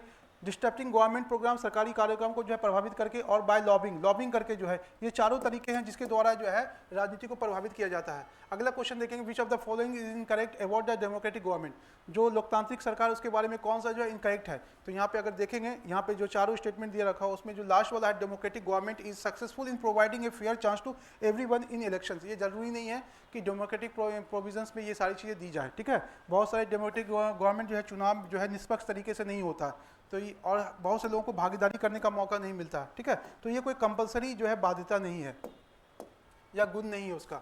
अगला क्वेश्चन देखेंगे, with reference to the monarchy form of the government consider following statement. राजशाही में निम्नलिखित कथनों का अध्ययन कीजिए। राजशाही के बारे में यहाँ पे आपको ध्यान सिर्फ और सिर्फ रखना है, ठीक है। Monarchy form of the government, the monarch has the power to make decisions and laws but not to run the government. बिल्कुल ये गलत स्टेटमेंट है, उसके पास पावर भी है और सरकार चलाने की भी जो है पावर है इसके पास, लेकिन ये कह रहा है कि but not to run the government, तो ये स्टेटमेंट गलत हो जाएगा। मोनार्की में सब पावर राजा के पास ही होता है। दूसरा statement, the monarch may have a small group of people to discuss matters with but the financial decision making power remains with the monarch. बिल्कुल सही है कि ये हो सकता है कि राजा, जैसे इंग्लैंड में राजा है, वो सरकार चलाने के लिए कुछ सलाह जो है अपने कैबिनेट से भी लेता है, ठीक है। या बहुत सारी दुनिया के और पुराने, अगर मेडावल पीरियड में देखेंगे तो राजशाही में क्या होता था, मुगल रूलर हो या बाकी रूलर हो मेडावल पीरियड के, उसको एडवाइस करने के लिए उसके नवरत्न होते थे, लेकिन वो उसकी बात मानने के लिए बात नहीं होता था, डिसीजन अल्टीमेटली वो खुद लेता था। तो मोनार्की के बारे में दूसरा स्टेटमेंट जो है सही है। Monarch has to explain their actions to defend the decision that take. Monarch को अपने कार्यों के लिए डिफेंड करने की जरूरत नहीं है। उसने जो कह दिया, राजा के बोलते थे ना लुइस 16 के बारे में कि जो मैं ही राजा, I am the state, Louis 14 के बारे में आई एम द स्टेट, तो राजा जो कह दिया वही का होगा, बाकी कुछ नहीं होगा, उसको अपनी डिफेंड करने की जरूरत नहीं है। तो ये स्टेटमेंट गलत है, तो ओनली 2 सही है इसमें, तो आपका आंसर क्या हो जाएगा, ओनली 2 हो जाएगा स्टेटमेंट में, ठीक है, तो ओनली 2। अगला देखेंगे हम लोग, consider the following statements in the context of Ashokan empire. Ashokan empire के बारे में कुछ स्टेटमेंट दे रखा है, उसके बारे में बोला का अध्ययन कीजिए। पहला है, the empire that has Ashoka ruled was the founded by his grandfather Bindusara. ये ग्रैंडफादर बिंदुसार नहीं था, वो कौन था, चंद्रगुप्त मौर्य, है ना, चंद्रगुप्त मौर्य। तो पहला वाला गलत हो जाएगा, उसका दादा जो था अशोका का वो चंद्रगुप्त मौर्य था, बिंदुसार नहीं था, ठीक है ना। बिंदुसार कौन था, उसका बाप था, तो ये पहला स्टेटमेंट गलत हो जाएगा। दूसरा है, Bindusara was the first ruler who tried to make his message to the people through his inscription. ये जो है इंस्क्रिप्शन के जरिए अपने मैसेज को पहुंचाने की सबसे पहला प्रयास किसने किया था, अशोका ने किया था, बिंदुसार ने नहीं किया था। तो दूसरा स्टेटमेंट भी आपका गलत हो जाएगा। Ashoka dhamma was inspired by the teachings of the Buddha, बिल्कुल सही है, अशोका का धम्मा है वो बुद्धा से इंस्पायर्ड है। तो तीसरा सही है, कौन सा करेक्ट है, तो ओनली 3 आपका सही हो जाएगा यहाँ पे, ठीक है, तो ओनली 3 आप सही कर लेंगे। अगला क्वेश्चन है, among the following options given identify the coastal town during the time of the Mauryan empire. ठीक है, मौर्य साम्राज्य के समय में जो तटीय शहर हैं उसके बारे में बात कर रहा है ये। उसमें जागौरा है, ब्रह्मपुरी है, सोपारा है, यरगुड्री है। ये जौगर उड़ीसा में है, ये कोस्टल जो है टाउन है ना, कोस्टल टाउन, तटीय शहर है। और यहाँ पे सोपारा, ठीक है ना, ये सोपारा भी जो है क्या है, कोस्टल टाउन है, ठीक है ना। तो ये दोनों जो है, सोपारा आपको पता है कि कहाँ पे है ये, ठीक है, ये गुजरात में है, तो आप यहाँ पे देखेंगे ये जो है दोनों स्टेटमेंट आपको ब्रह्मपुरी सोपारा है ना, and the question in western Maharashtra, sorry Maharashtra में, सोपारा कहाँ पे जी, महाराष्ट्र में है, और जौगर कहाँ पे, उड़ीसा में है। ये दोनों जो है आप देखेंगे है ना, ये महाराष्ट्र में है और जौगर जो उड़ीसा में है, तो दोनों जो है कोस्टल सिटी है किस समय का, मौर्यन पीरियड का। तो आपका आंसर क्या हो जाएगा, और येरेगुड्डी और ये तमिलनाडु वगैरह में है ना, येरेगुड्डी अगर आप देखेंगे एंशिएंट आंध्र प्रदेश का है ये, ठीक है। और एक और था तुम आपका ब्रह्मपुरी, ठीक है ना, ये कहाँ पे है, ये अगर आप देखेंगे Mahalakshmi goddess in the area, small area in Kolhapur Maharashtra में। ब्रह्मगिरी भी महाराष्ट्र में है और सोपारा भी महाराष्ट्र में, लेकिन दोनों में फर्क ये है कि जो ब्रह्मगिरी है वो कोस्टल सिटी नहीं है, बल्कि सोपारा जो है कोस्टल सिटी है, और जौगर जो उड़ीसा का कोस्टल सिटी है, और येरेगुड्डी कौन सा है, आंध्र प्रदेश का एक इंटीरियर सिटी है, कोस्टल सिटी नहीं है, मौर्यन पीरियड का, ठीक है। तो यहाँ पे आपका आंसर जौगर और ठीक है सोपारा हो जाएगा। With reference to the tax system in the janapada in the ancient India, ठीक है, कंसीडर द फॉलोइंग स्टेटमेंट, ठीक है। इसमें कुछ क्वेश्चन दे रखा है, यहाँ पे दे रखा है taxes on the crops were fixed at the 1/6 of the drive produce, ठीक है।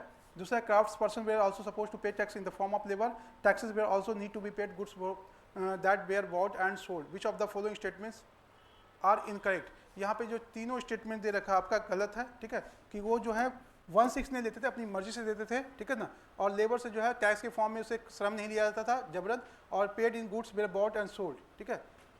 अगला क्वेश्चन हम लोग देखेंगे, consider the following statement about the Al-Biruni. Al-Biruni के बारे में कुछ स्टेटमेंट दे रखा है, उसको हम लोग देखेंगे कि क्या स्टेटमेंट सही है कि गलत है। इसमें ही came to India with the Muhammad Ghori, Al-Biruni Muhammad Ghori के साथ नहीं आया था, किसके साथ आया, महमूद गजनवी के साथ आया था, तो पहला स्टेटमेंट आपका गलत हो जाएगा। दूसरा, his was from the present day of Afghanistan, वो अफगानिस्तान का नहीं था, वो कहाँ का था, ठीक, उज्बेकिस्तान का, ख्वारिज्म, ख्वारिज्म कहाँ है जी, उज्बेकिस्तान में है, तो यहाँ पे अफगानिस्तान दे रखा है, ये भी गलत हो जाएगा। Kitab-ul Hind was a book written by him, ये बिल्कुल सही है। तो यहाँ पे आप देखेंगे पूछ रहा है कि कौन सा करेक्ट है, तो करेक्ट ऑनली का है, करेक्ट अगर आप देखेंगे तो ओनली 3 है, ठीक है, तो यहाँ पे आपका आंसर क्या होगा, ओनली 3 हो जाएगा। अगला क्वेश्चन देखेंगे, consider the following statement with reference to the Alauddin Khilji and Muhammad bin Tughlaq. Alauddin Khilji और मोहम्मद बिन तुगलक के बारे में मेडाबल का क्वेश्चन आ गया, इसको हम लोग देखेंगे। Muhammad bin Tughlaq constructed a new garrison town named Siri Fort, Siri Fort जो है मोहम्मद बिन तुगलक ने नहीं बल्कि अलाउद्दीन खिलजी ने बनाया था, ठीक है ना, तो ये गलत हो जाएगा आपका। Alauddin choose to pay his soldiers in the cash rather than the iqtas and to control the price of the goods in the सेली, बिल्कुल सही है। मार्केट कंट्रोल पॉलिसी की अगर बात करेंगे तो Alauddin Khilji was the first ruler of medieval India who control the market, ठीक है, और इसने जो है अपने सोल्जर्स को इक्ता की जगह पे जो है कैश दिया था, ठीक है ना, कैश सैलरी दिया था, तो सेकंड स्टेटमेंट सही है आपका। तो पूछ रहा कौन सा करेक्ट है, तो करेक्ट ओनली 2 हो जाएगा, तो आपका आंसर हो जाएगा ओनली 2, ठीक है। अगला क्वेश्चन हम लोग देखेंगे, consider the following statements regarding Paika revolution in 1817, 1817 में जो पाइका रिवोल्ट हुआ उसके बारे में कुछ स्टेटमेंट दे रखा है, 3 स्टेटमेंट, उसको पढ़ना है। Paika revolution is also called as the Khurda uprising, बिल्कुल सही, इसको खुर्दा अपराइजिंग भी कहते हैं, which was held in the Tamil Nadu, Tamil Nadu में नहीं हुआ था ये, ठीक है, ये कहाँ हुआ था अभी, ये ओडिशा में हुआ था, है ना, ओडिशा में हुआ था, तमिलनाडु में नहीं हुआ था। पहला स्टेटमेंट आपका ऐसे ही गलत हो जाएगा क्योंकि तमिलनाडु दे रखा है। The revolution took from and shape under the leadership of Bakshi Jagabandhu, ये बिल्कुल सही है, बख्शी जगबंधु के नेतृत्व में जो है ये हुआ था।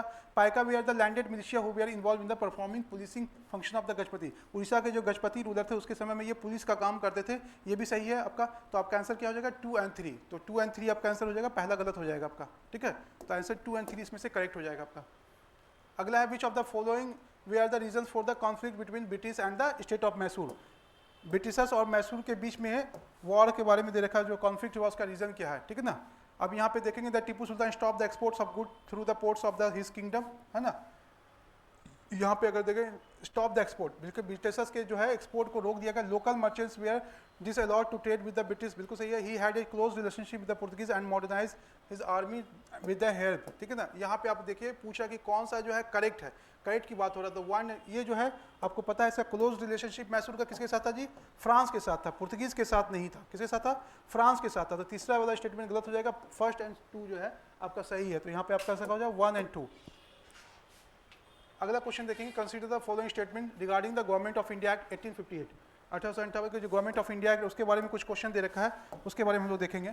इसमें दे रखा है, a member of the British cabinet was appointed a secretary of state for India responsible for all matter of governance, ठीक है। तो यहाँ पे अगर आप देखेंगे British cabinet was appoint secretary of India responsible all matter, ठीक है ना। यहाँ पे ये जो स्टेटमेंट हो जाएगा आपका क्या हो जाएगा, इनकरेक्ट की बात कर रहा है, ठीक है ना, तो बिल्कुल सही है क्योंकि यहाँ पे क्वेश्चन पे नॉट करेक्ट बोल रहा है, ठीक है ना। The Indian ruler were to hold their kingdoms as subordinate of the British crown with the continuation of the doctrine of lapse, ये वाला स्टेटमेंट आपका गलत हो जाएगा, सही नहीं है ये, ठीक है। और दूसरा पूछ रहा है कि the British decided non interference in the customary religious and social practice of the people, ठीक है। तो ये जो है बिल्कुल सही है, पहला और तीसरा सही है, गलत कौन सा है, सेकंड वाला है। तो यहाँ पे अगर आप देखेंगे 1858 के गवर्नमेंट ऑफ इंडिया एक्ट से कौन कौन सा प्रावधान था, तो पहला आपका सही है, secretary of state for India, जो 15 मेंबर्स की एक बॉडी थी वो फॉर्म हुई थी, ठीक है। The Indians were rulers were hold their kingdom as subordinate of the British crown with the continuation of the doctrine of lapse, ठीक है ना। तो सेकंड वाला जो है आपका इनकरेक्ट है यहाँ पे, अगर आप देखेंगे क्योंकि नॉट करेक्ट की बात हो रहा है, ठीक है। 1857 की रिवोल्ट के बाद की बात हो रही है, ठीक है। यहाँ पे देखिए कुछ प्रोविजंस भी दे रखा होगा, इसको एक्सप्लेनेशन को अच्छे से देख लेंगे।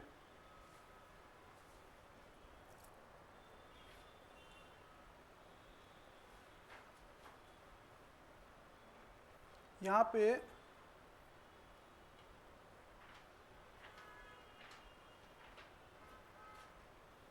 आर नॉट करेक्ट,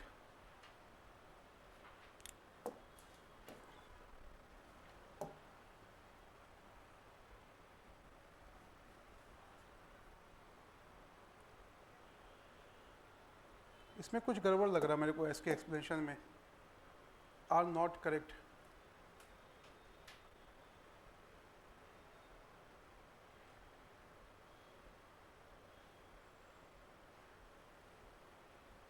तीसरा वाला सही है, ठीक है, बिल्कुल सही है कि ब्रिटिश सरकार ने हस्तक्षेप नहीं करने की जो है नीति अपनाई।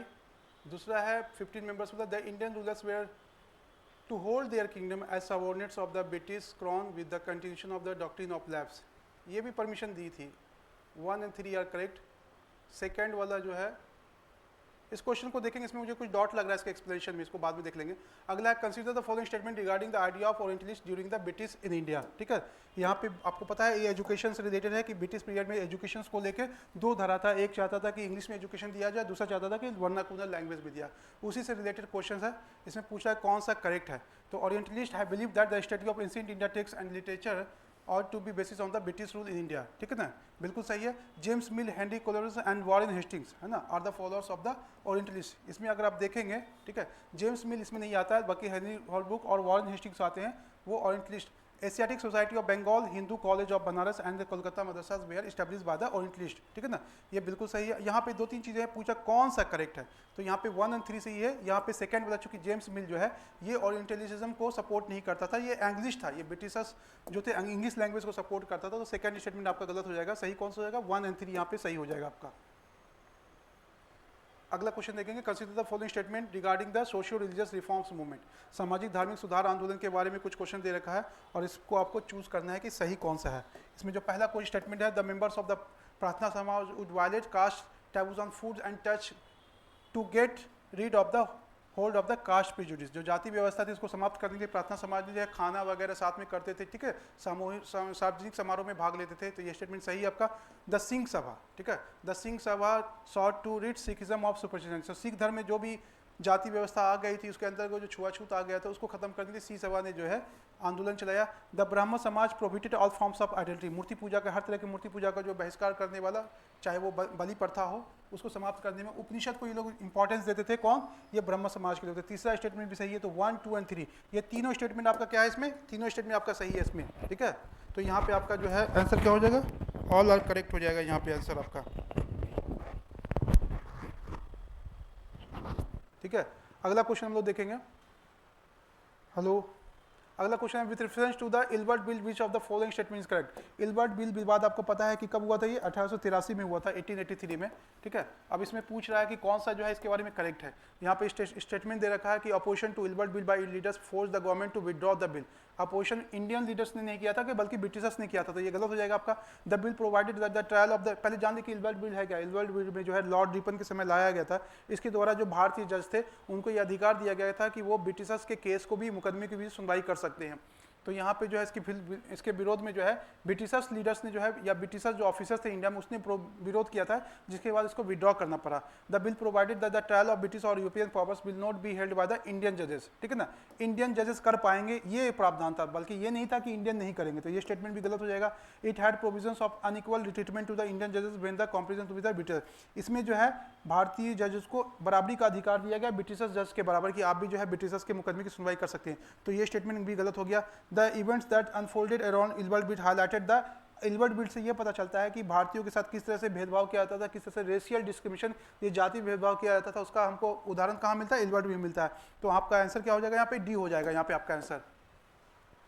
अगला है which of the following were the demands of the Congress during the moderate phase of the freedom struggle, इनमें से कांग्रेस का जो है moderate phase of the freedom struggle के अंतर्गत कौन सा जो है डिमांड था। यहाँ पे अगर आप देखेंगे पहला कौन, legislative council to be made more representative given more power and the introduce in provinces, पहला स्टेटमेंट आपका यहाँ पे ये दिया हुआ है, ठीक है, कि ज़्यादा से ज़्यादा प्रतिनिधि हो, पावर जो है भारतीय प्रांतों को दिया जाए, separation of judiciary form of the executive, है ना, जो न्यायपालिका है उसको कार्यपालिका से अलग किया जाए, reduction of revenue taken from the peasants, cut in military expenditure. तो यहाँ पे अगर आप देखेंगे तो ये तीनों स्टेटमेंट दे रखा है, ये तीनों स्टेटमेंट क्या है आपका, बिल्कुल सही है। मॉडरेट फेज में जो उदारवादी नेता थे उनके सारे डिमांड सही है इसमें। Regarding the developments that took place in the initial phase of the freedom struggle consider the following statement, ठीक है ना, जो स्वतंत्रता आंदोलन था उसका जो पहला जो है फेज था उसके बारे में कुछ स्टेटमेंट दे रखा है, उसके बारे में बोला है इसका अध्ययन कीजिए। The Surat split of Congress, आपको पता है कि 1907 में जो है कांग्रेस का विभाजन हो गया था सूरत में।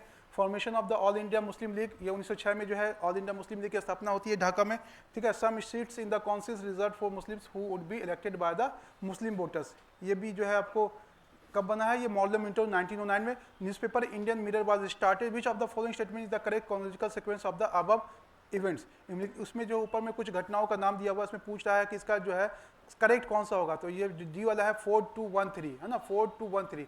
Newspaper Indian mirror was started, chronology में सबसे पहले कौन है, उसके बाद कौन है, उसके बाद कौन है, उसके बाद कौन है, सबसे शुरू से लेकर आखिर तक, ठीक है ना। तो यहाँ पे अगर आप देखेंगे इसका पूरा एक्सप्लेनेशन आपको यहाँ पे दिया हुआ है कि कौन कौन सी संस्था कब बनी है। तो यहाँ पे देखेंगे जो इंडियन मिरर सबसे पहले कब बना है, जनवरी 1886 में, तो सबसे पहले जो है इंडियन मिरर वाला जो है आपका आ जाएगा, चौथा वाला आ जाएगा, ठीक है ना। उसके बाद आप देखेंगे इसमें दिया हुआ है टू में अगर देखेंगे टू में क्या आपका, टू में आपका formation of the all India Muslim league Dhaka 1906, ठीक है। फिर आपका जो हो जाएगा कौन सा आ जाएगा, ठीक है, वो आ जाएगा 1907, ठीक है। यहाँ पे अगर आप देखें इसको लिख सकते हैं तो लिख लें, ठीक है, नोट भी करना हो तो, क्योंकि इस तरह के क्वेश्चन को आप लोग नोट कर लें, ठीक है। ये सबसे पहले आ जाएगा, उसके बाद आपका आ जाएगा 1906, ये 1907, ठीक है, और ये हो गया 1909 मॉडल मिंटो, ठीक है। तो चार इस तरह से जो है अरेंज कर देंगे आप, जो डी वाला ऑप्शन है आपका वो सही हो जाएगा, 4 2 1 3। अगला क्वेश्चन है with reference to the moderates of Indian National Congress consider the following statement, यहाँ पे आपको जो ध्यान रखना है सिर्फ मॉडरेट को ध्यान में रख के क्वेश्चन को सॉल्व करना है। They argued that the people must rely on their own strength not on the goods intention of the government, ठीक है ना।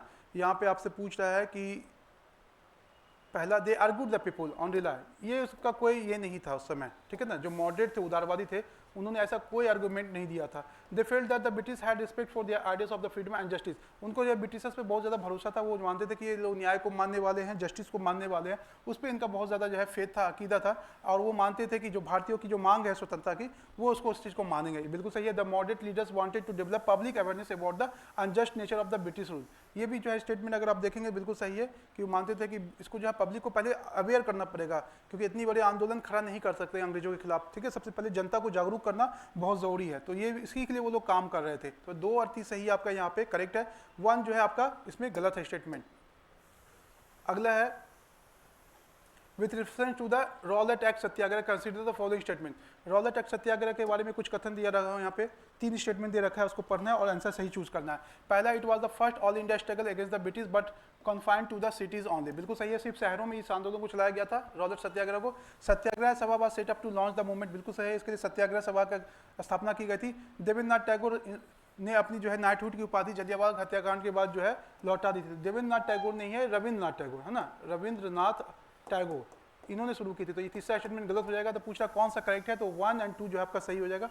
तो आपका आंसर क्या हो जाएगा 1 और 2।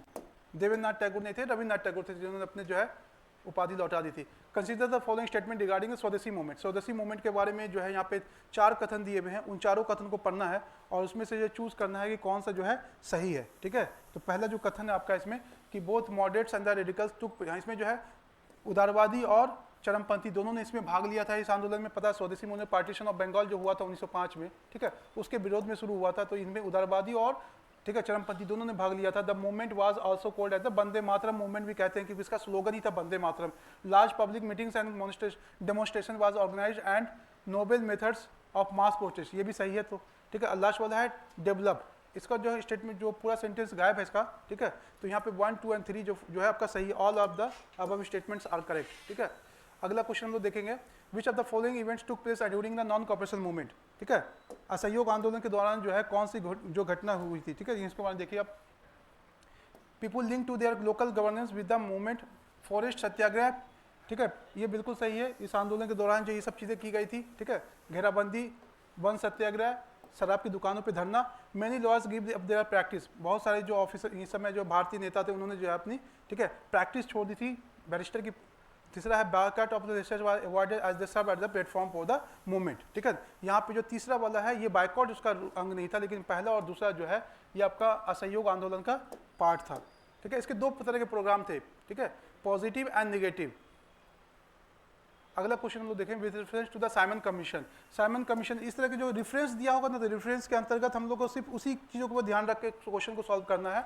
जैसे सिर्फ रेफरेंस दिया हुआ साइमन कमीशन, तो साइमन कमीशन को ही ध्यान में रखें। It was set up to decide India's political future, Bharat का जो राजनीतिक भविष्य के बारे में जो बना था वो कौन था।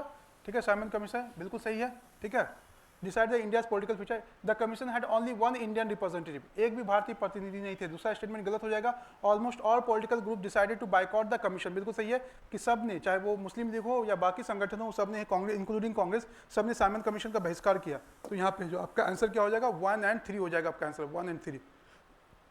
अगला क्वेश्चन देखेंगे, which of the following statements regarding the खुदाई खिदमतगार मूवमेंट। ठीक है ना, खुदाई खिदमतगार के बारे में कौन सा स्टेटमेंट जो है करेक्ट है। ठीक है, इसमें करेक्ट के बारे में पूछा है कि कौन सा सत्य है। पहला, the movement was non violent and started in north west frontier province. ठीक है ना, बिल्कुल सही है, उत्तर पश्चिमी सीमा प्रांत में एक तरह का अहिंसात्मक आंदोलन था।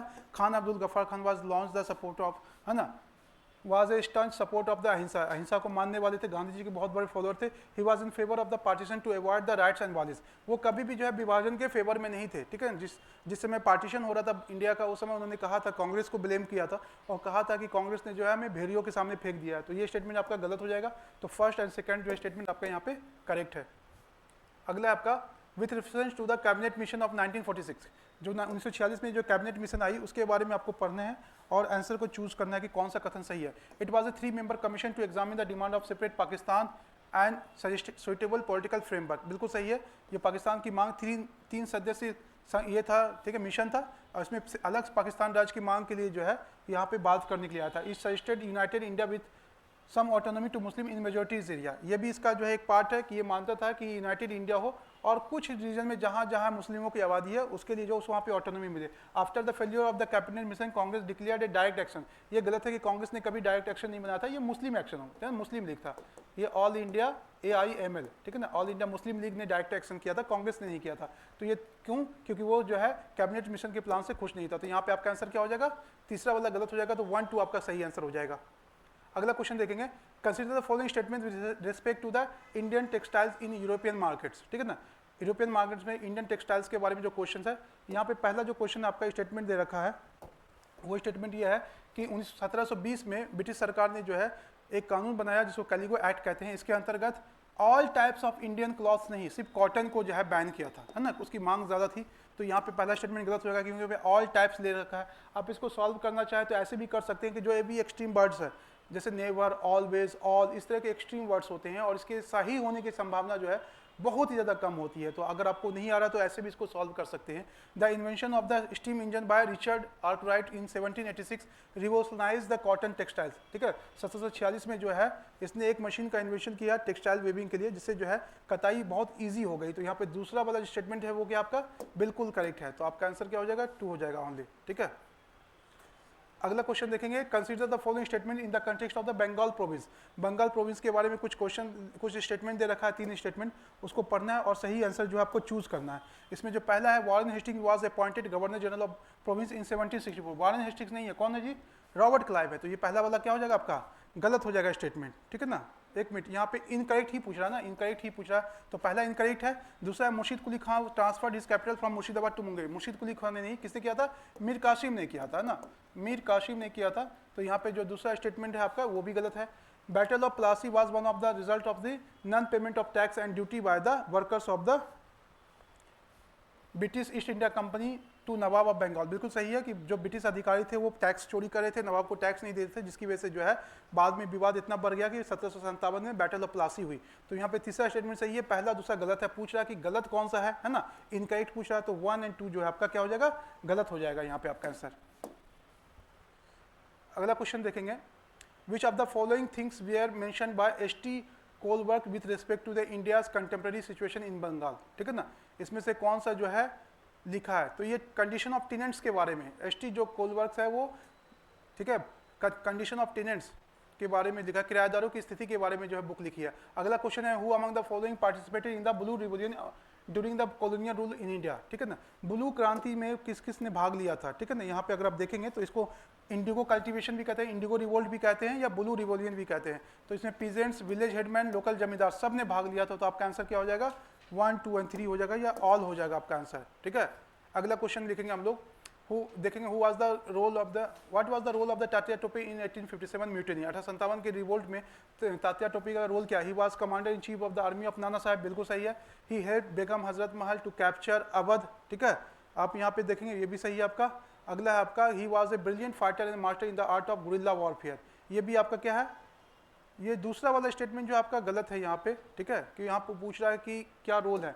बेगम हजरत महल को उन्होंने सपोर्ट नहीं किया था कैप्चर करने में, ठीक है, उसको उन्होंने किसको किया था?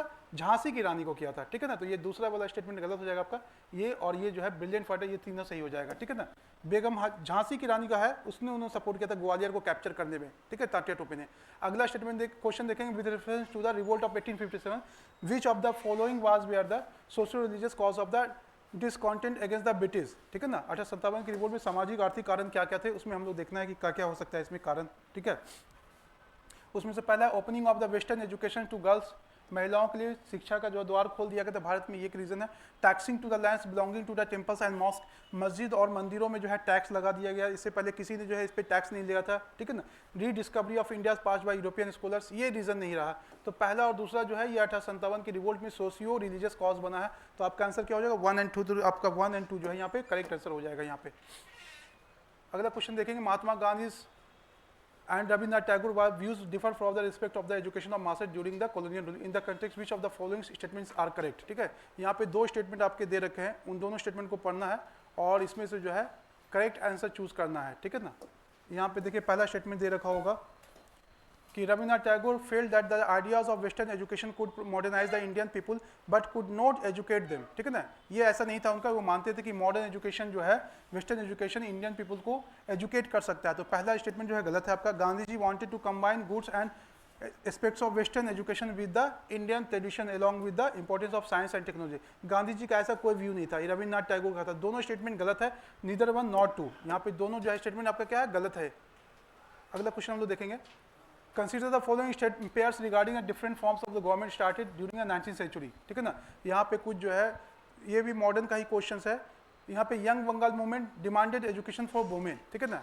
युवा आंदोलन, पता है आपको, हेनरी डोरेजियन के नाम से शुरू हुआ था ये यंग बंगाल। इसके फाउंडर कौन थे? हेनरी डोरेजियन, ये आपका सही है। दूसरा जो क्वेश्चन आपको दे रखा है, the Aligarh movement for complete Islamic education, Islamic education के लिए नहीं खुला था, ये वेस्टर्न एजुकेशन के लिए सर सैयद अहमद खान ने स्थापना की थी। द बेद समाज बिलीव इन 1 गॉड, ये सही है, बेद समाज जो है एक गॉड में बिलीव करता है। तो 1 और 3 सही है आपका, तो आंसर क्या हो जाएगा? 1 और 3 हो जाएगा आपका आंसर, ठीक है। अगला क्वेश्चन हम लोग देखेंगे,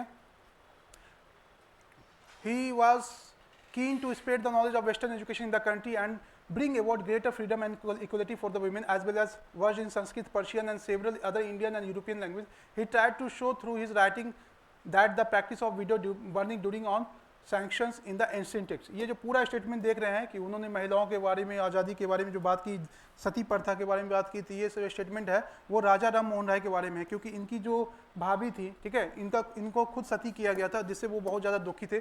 और आपको पता है कि इन्होंने सती व्यवस्था को बैन करने के लिए पूरा जीवन लगा दिया, जिसके बाद 1829 में जो है विलियम बेंटिंग के समय जो है सती प्रथा को इंडिया से बैन कर दिया गया। अगला, he was the founding member of the Indian, एक स्टेटमेंट दे रखा है कि वो इंडियन नेशनल कांग्रेस के फाउंडिंग मेंबर थे 1885 में। एक बिजनेसमैन भी थे, ठीक है, लंदन में सेटल थे ये, और ब्रिटिश पार्लियामेंट के मेंबर भी रहे, ठीक है, और इन्होंने बुक भी लिखी है poverty and British rule in India, ठीक है। ये स्टेटमेंट किसके बारे में है? तो आपको पता है कि ये दादा भाई नेहरू जी के बारे में है, grand old man of India दादा भाई नेहरू जी, उसके बारे में ये स्टेटमेंट है। तो ये आपका आंसर क्या हो जाएगा? दादा भाई नेहरू जी, ठीक है। अगला है आपका political frontier of the country including territorial waters, ठीक है। यहाँ पे 2-3 चीज़ें दे रखी है, political frontiers of the country, ठीक है, political frontiers of the country including territorial waters, office of the international organization located in India, ठीक है ना, ये नहीं होगा। Fishing vessels operated by the residents of the country in the international waters, ठीक है। यहाँ पे करेक्ट पूछ रहा है कि करेक्ट कौन सा है, याद रखना, आपको करेक्ट देखना है कि office of the international organisations located in India, ठीक है।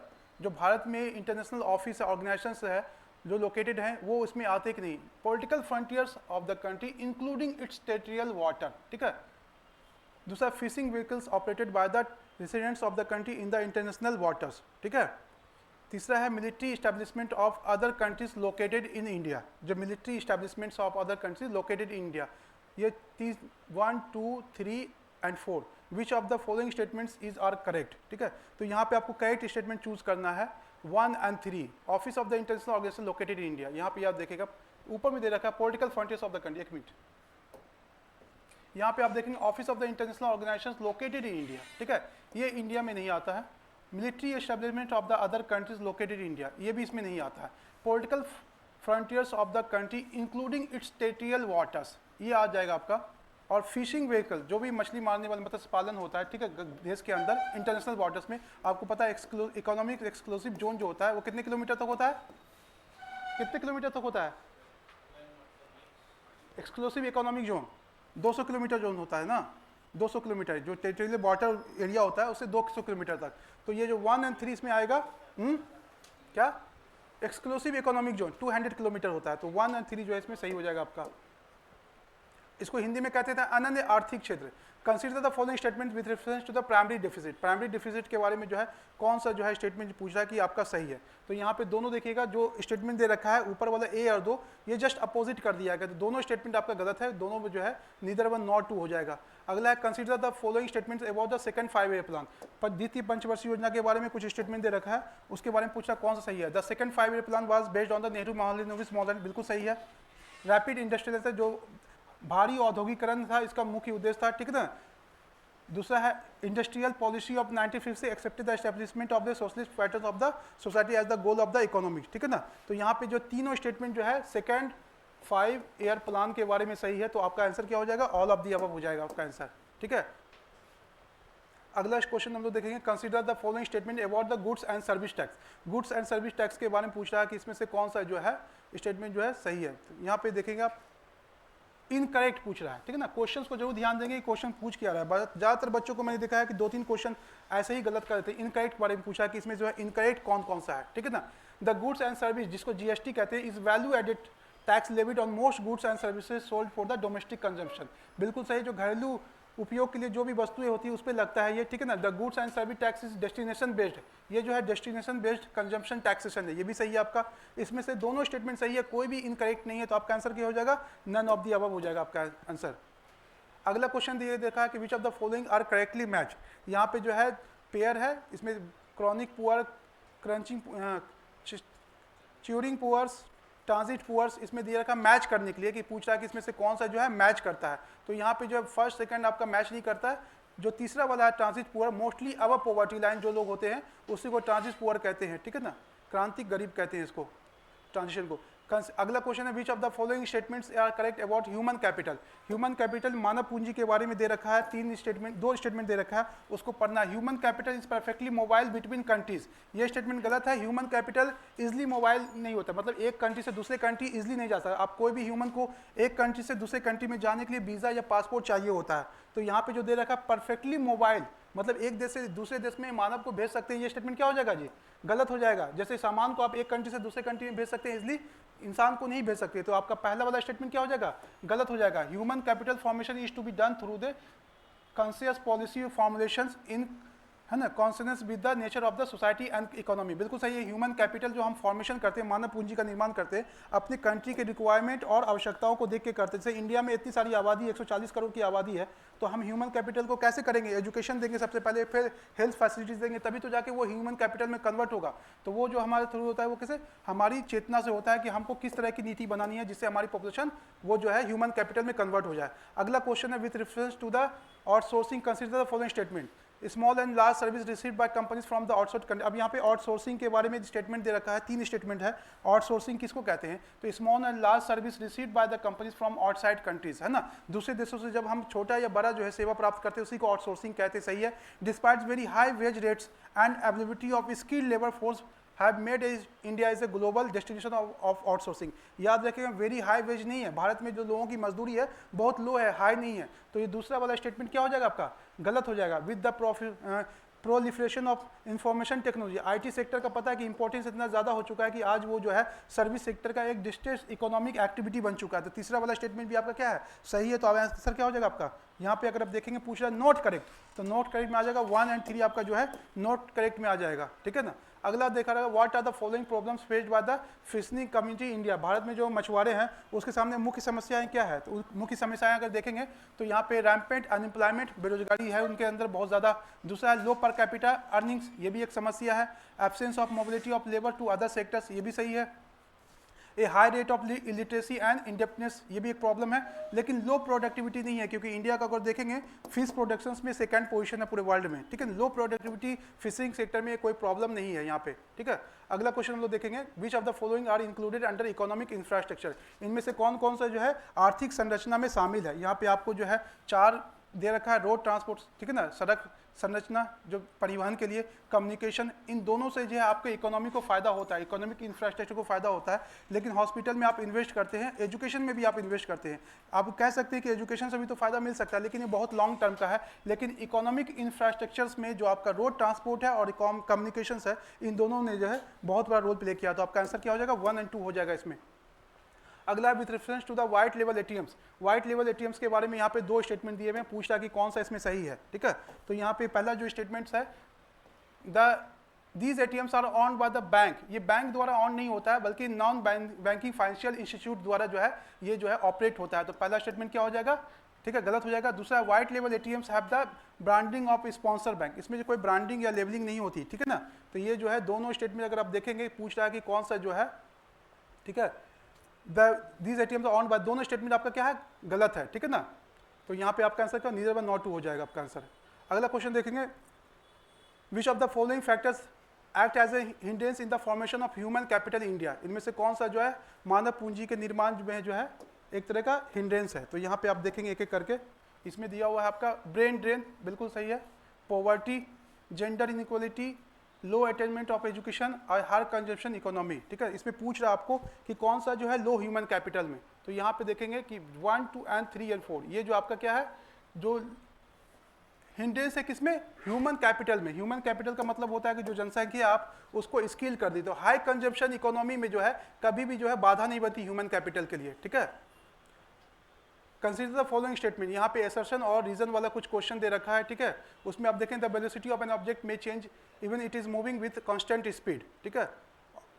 और दूसरा स्टेटमेंट यहाँ पे दे रखा है कि reason with change in the direction of motion the velocity of an object can be change, ठीक है। इसमें पूछ रहा है कि कौन सा जो है select the correct answer. Correct answer क्या है, both assertion and reason are true and reason is the correct explanation of the, ठीक है, असर्शन। ये कथन और कारण दोनों सही है और दोनों एक दूसरे की सही व्याख्या करता है। दूसरा क्वेश्चन है the slope of velocity time graph for a particle moving in a straight line with the uniform motion gives, it's average velocity और इट्स नेट एक्सेलरेशन। अगर आप इसको देखेंगे आपको पता है एक्सेलरेशन के लिए जो है टाइम का ग्राफ का अगर देखेंगे वेलोसिटी ग्राफ का, तो v minus you by T क्या होता है, एक्सेलरेशन होता है, ठीक है। और u जो है इनिशियल वेलोसिटी है और ये जो फाइनल वेलोसिटी है, ठीक है। तो यहाँ पे पूछा है अगर इसका ग्राफ बनाया जाए तो क्या देगा, ये नेट एक्सेलरेशन आपको देगा, ठीक है। तो यहाँ पे आपका आंसर क्या होगा, नेट एक्सेलरेशन। अगला क्वेश्चन देखिए, acceleration acting on A particle simple harmonic motion will be maximum. तो ये जो है मैक्सिमम किसका, यहाँ पे देखेंगे जो एक्सट्रीम पोजीशन होगा वहाँ पे जो है इसका क्या होगा, मैक्सिमम होगा इसका, ठीक है ना।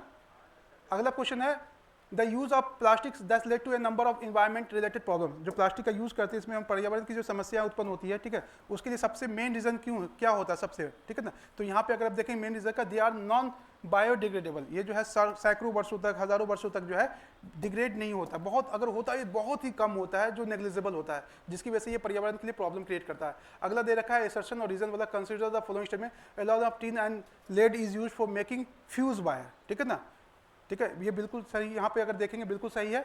The melting point of LiF and tin lead is very high. Melting point high नहीं होता है, ठीक है, लो होता है। यही वजह है कि इसको जो है फ्यूज में यूज करते हैं ताकि जो है बहुत जल्दी वो खराब हो जाए और जो है सर्किट टूट जाए और करंट जो है फ्लो ना हो, घर में कोई दुर्घटना ना हो। तो ये वेरी हाई नहीं होता है, वेरी लो होता है, ठीक है ना, मेल्टिंग पॉइंट। तो यहाँ पे आप देखेंगे एसेशन करेक्ट है, रीजन जो है करेक्ट नहीं है, ठीक है। अगला क्वेश्चन हम लोग देखेंगे, consider the following statement regarding Henry's law and implication in chemistry. Henry law के बारे में दिया हुआ है, इसमें स्टेटमेंट 1 और 3 जो है बहुत लंबा है, क्लास स्टार्ट होने वाली है तो इसको आप लोग एक्सप्लेनेशन को देख लेंगे। अगला question, according to the Pascal's law for transmission pressure applied to enclose fluids, ठीक है। इसमें जो है चार्ल्स एंड बॉयल्स लॉ के बारे में दिया हुआ है, इसमें पूछ रहा है transmitted equally to every points of the fluid with container. किसी भी कंटेनर में अगर रखा हुआ है कोई गैस, ठीक है, तो वो ट्रांसमिटेड क्या होता है, हर पॉइंट्स पे जो है फ्लूइड के ये होता है, लगाता है बल। अगला है आपका Zener diode is used as a, Zener diode जो है यूज किया जाता है किसमें, करंट रेगुलेटर में या वोल्टेज रेगुलेटर में। इसको जो है वोल्टेज रेगुलेटर की तरह यूज करते हैं। अगला क्वेश्चन देखिए, reference to the metals consider the following statement, ठीक है। इसमें 2 स्टेटमेंट दे रखे हैं, दोनों को पढ़ते हैं और आपको जो है इसमें से करेक्ट यूज करना है, किसमें से करेक्ट कौन सा है, ठीक है। यहाँ पे अगर आप देखेंगे, when A base reacts with a metal hydrogen gas is evolved and A corresponding salt is form, ठीक है। ये बेस के साथ नहीं बल्कि एसिड के साथ जब रिएक्ट करता है तब जो है हाइड्रोजन होता है। तो पहला स्टेटमेंट गलत होगा। When acid react with a metal along with the evolution of hydrogen gas form होता है a negative ion composed of the metal and oxygen, ठीक है ना, is form which has a negative in nature, ठीक है। यहाँ पे देखेंगे इसका statement 2 is correct, a base react with a metal along with the evolution of hydrogen gas a salt is form. क्या होता है, एक सॉल्ट बनता है और negative in composed of the metal and oxygen. For example sodium hydroxide को अगर हम करवाते हैं हाइड्रोजन गैस निकलता है और सोडियम जिंकेट बनती है, ठीक है ना। तो दूसरा स्टेटमेंट क्वेश्चन देखेंगे, which is the reducing agent in the transit thermit reaction carried out for the repairing of the railway track. जो रेलवे ट्रैक बनता है उसमें जो थर्मिट रिएक्शन होता है उसके लिए जो है आयरन ऑक्साइड का यूज़ करते हैं, एल्यूमिनियम मेटल का यूज़ करते हैं, या एल्यूमिनियम ऑक्साइड का या आयरन मेटल का। तो उसके लिए जो है एल्यूमिनियम मेटल का यूज़ किया जाता है। अगला क्वेश्चन है, consider the following pairs, quick lag, manufacture of cement, slaked lime, white washing, plaster of Paris, making cast. अब इसमें से पूछ रहा है कि कौन सा जो है करेक्टली मैच है, तो तीनों जो है करेक्टली मैच है आपका, ठीक है। अगला है mixture of camphor and NaCl। कपूर और NaCl को जो है कैसे सेपरेट करते हैं, तो आपको पता है ये सब्लिमेशन मेथड द्वारा, इसको हिंदी में उधर पात्र कहते हैं, उसके द्वारा इसको अलग किया जाता है।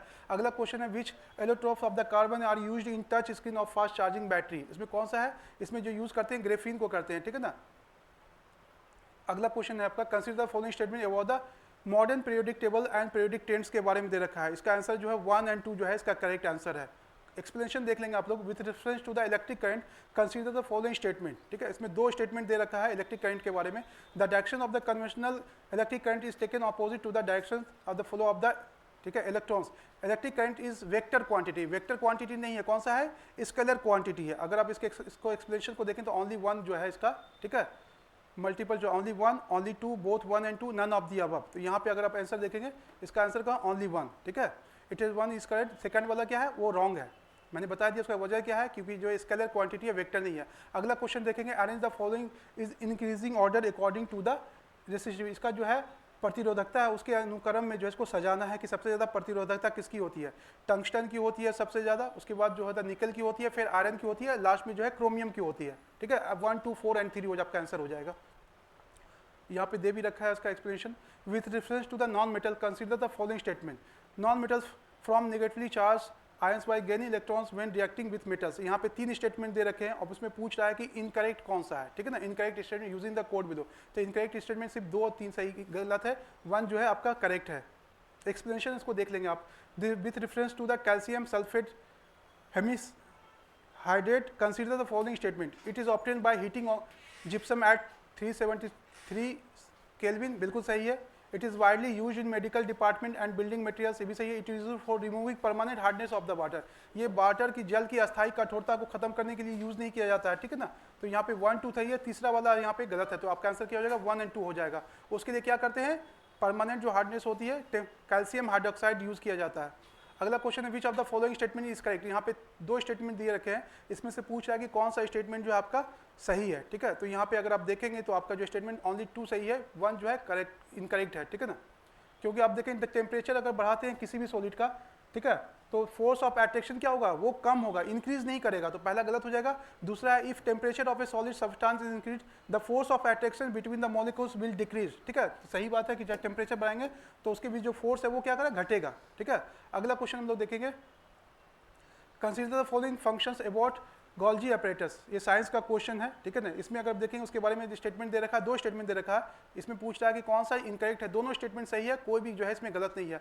अगला क्वेश्चन देखेंगे, कंसीडर द फॉलोइंग स्टेटमेंट्स, यहाँ पे 3 स्टेटमेंट दे रखा है और पूछ रहा है which of the above are correct, ठीक है। सेल्स के बारे में दे रखा है, तीनों स्टेटमेंट जो है कोशिका के बारे में सत्य है, कोई इसका एक्सप्लेनेशन आप देख लेंगे, कोई भी गलत नहीं है इसमें।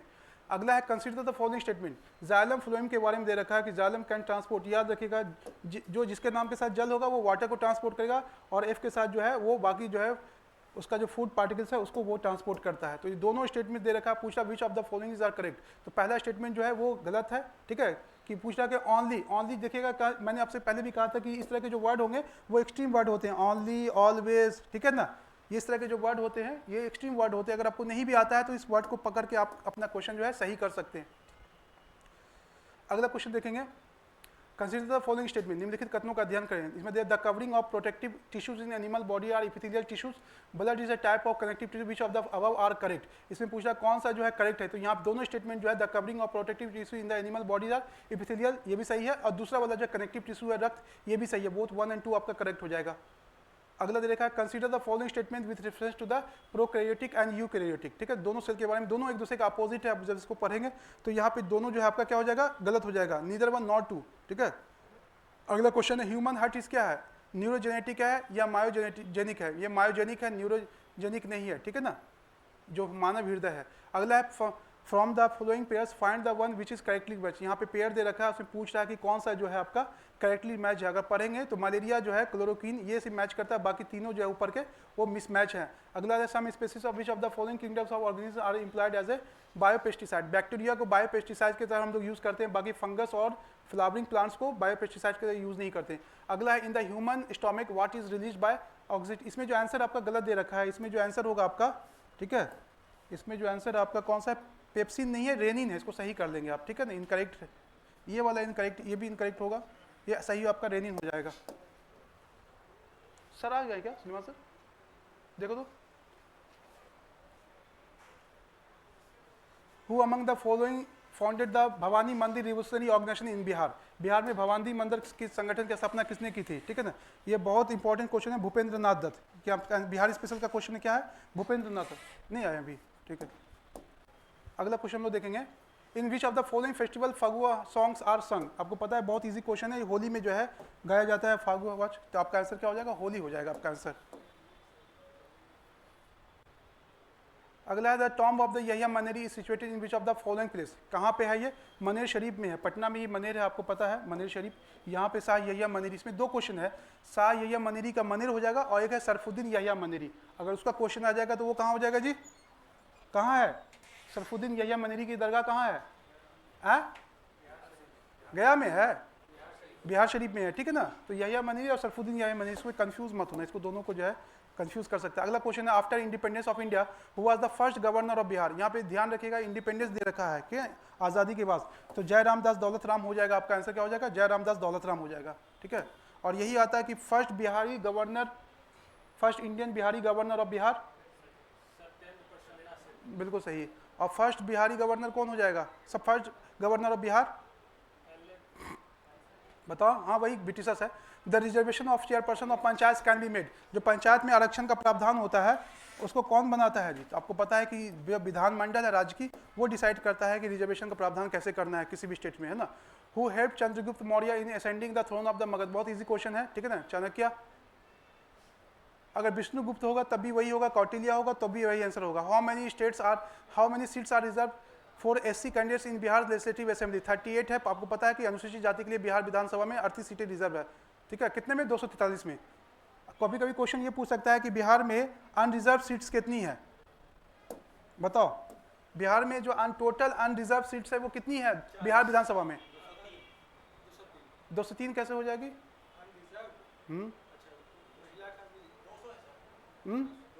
सही तो बोला, 203 ही होगा ना। 38 विधान ये हो गया तुम्हारा एससी का, और 2 सीटें एसटी की, तो 40 हो गया, तो 203 हो जाएगा ना, ठीक है।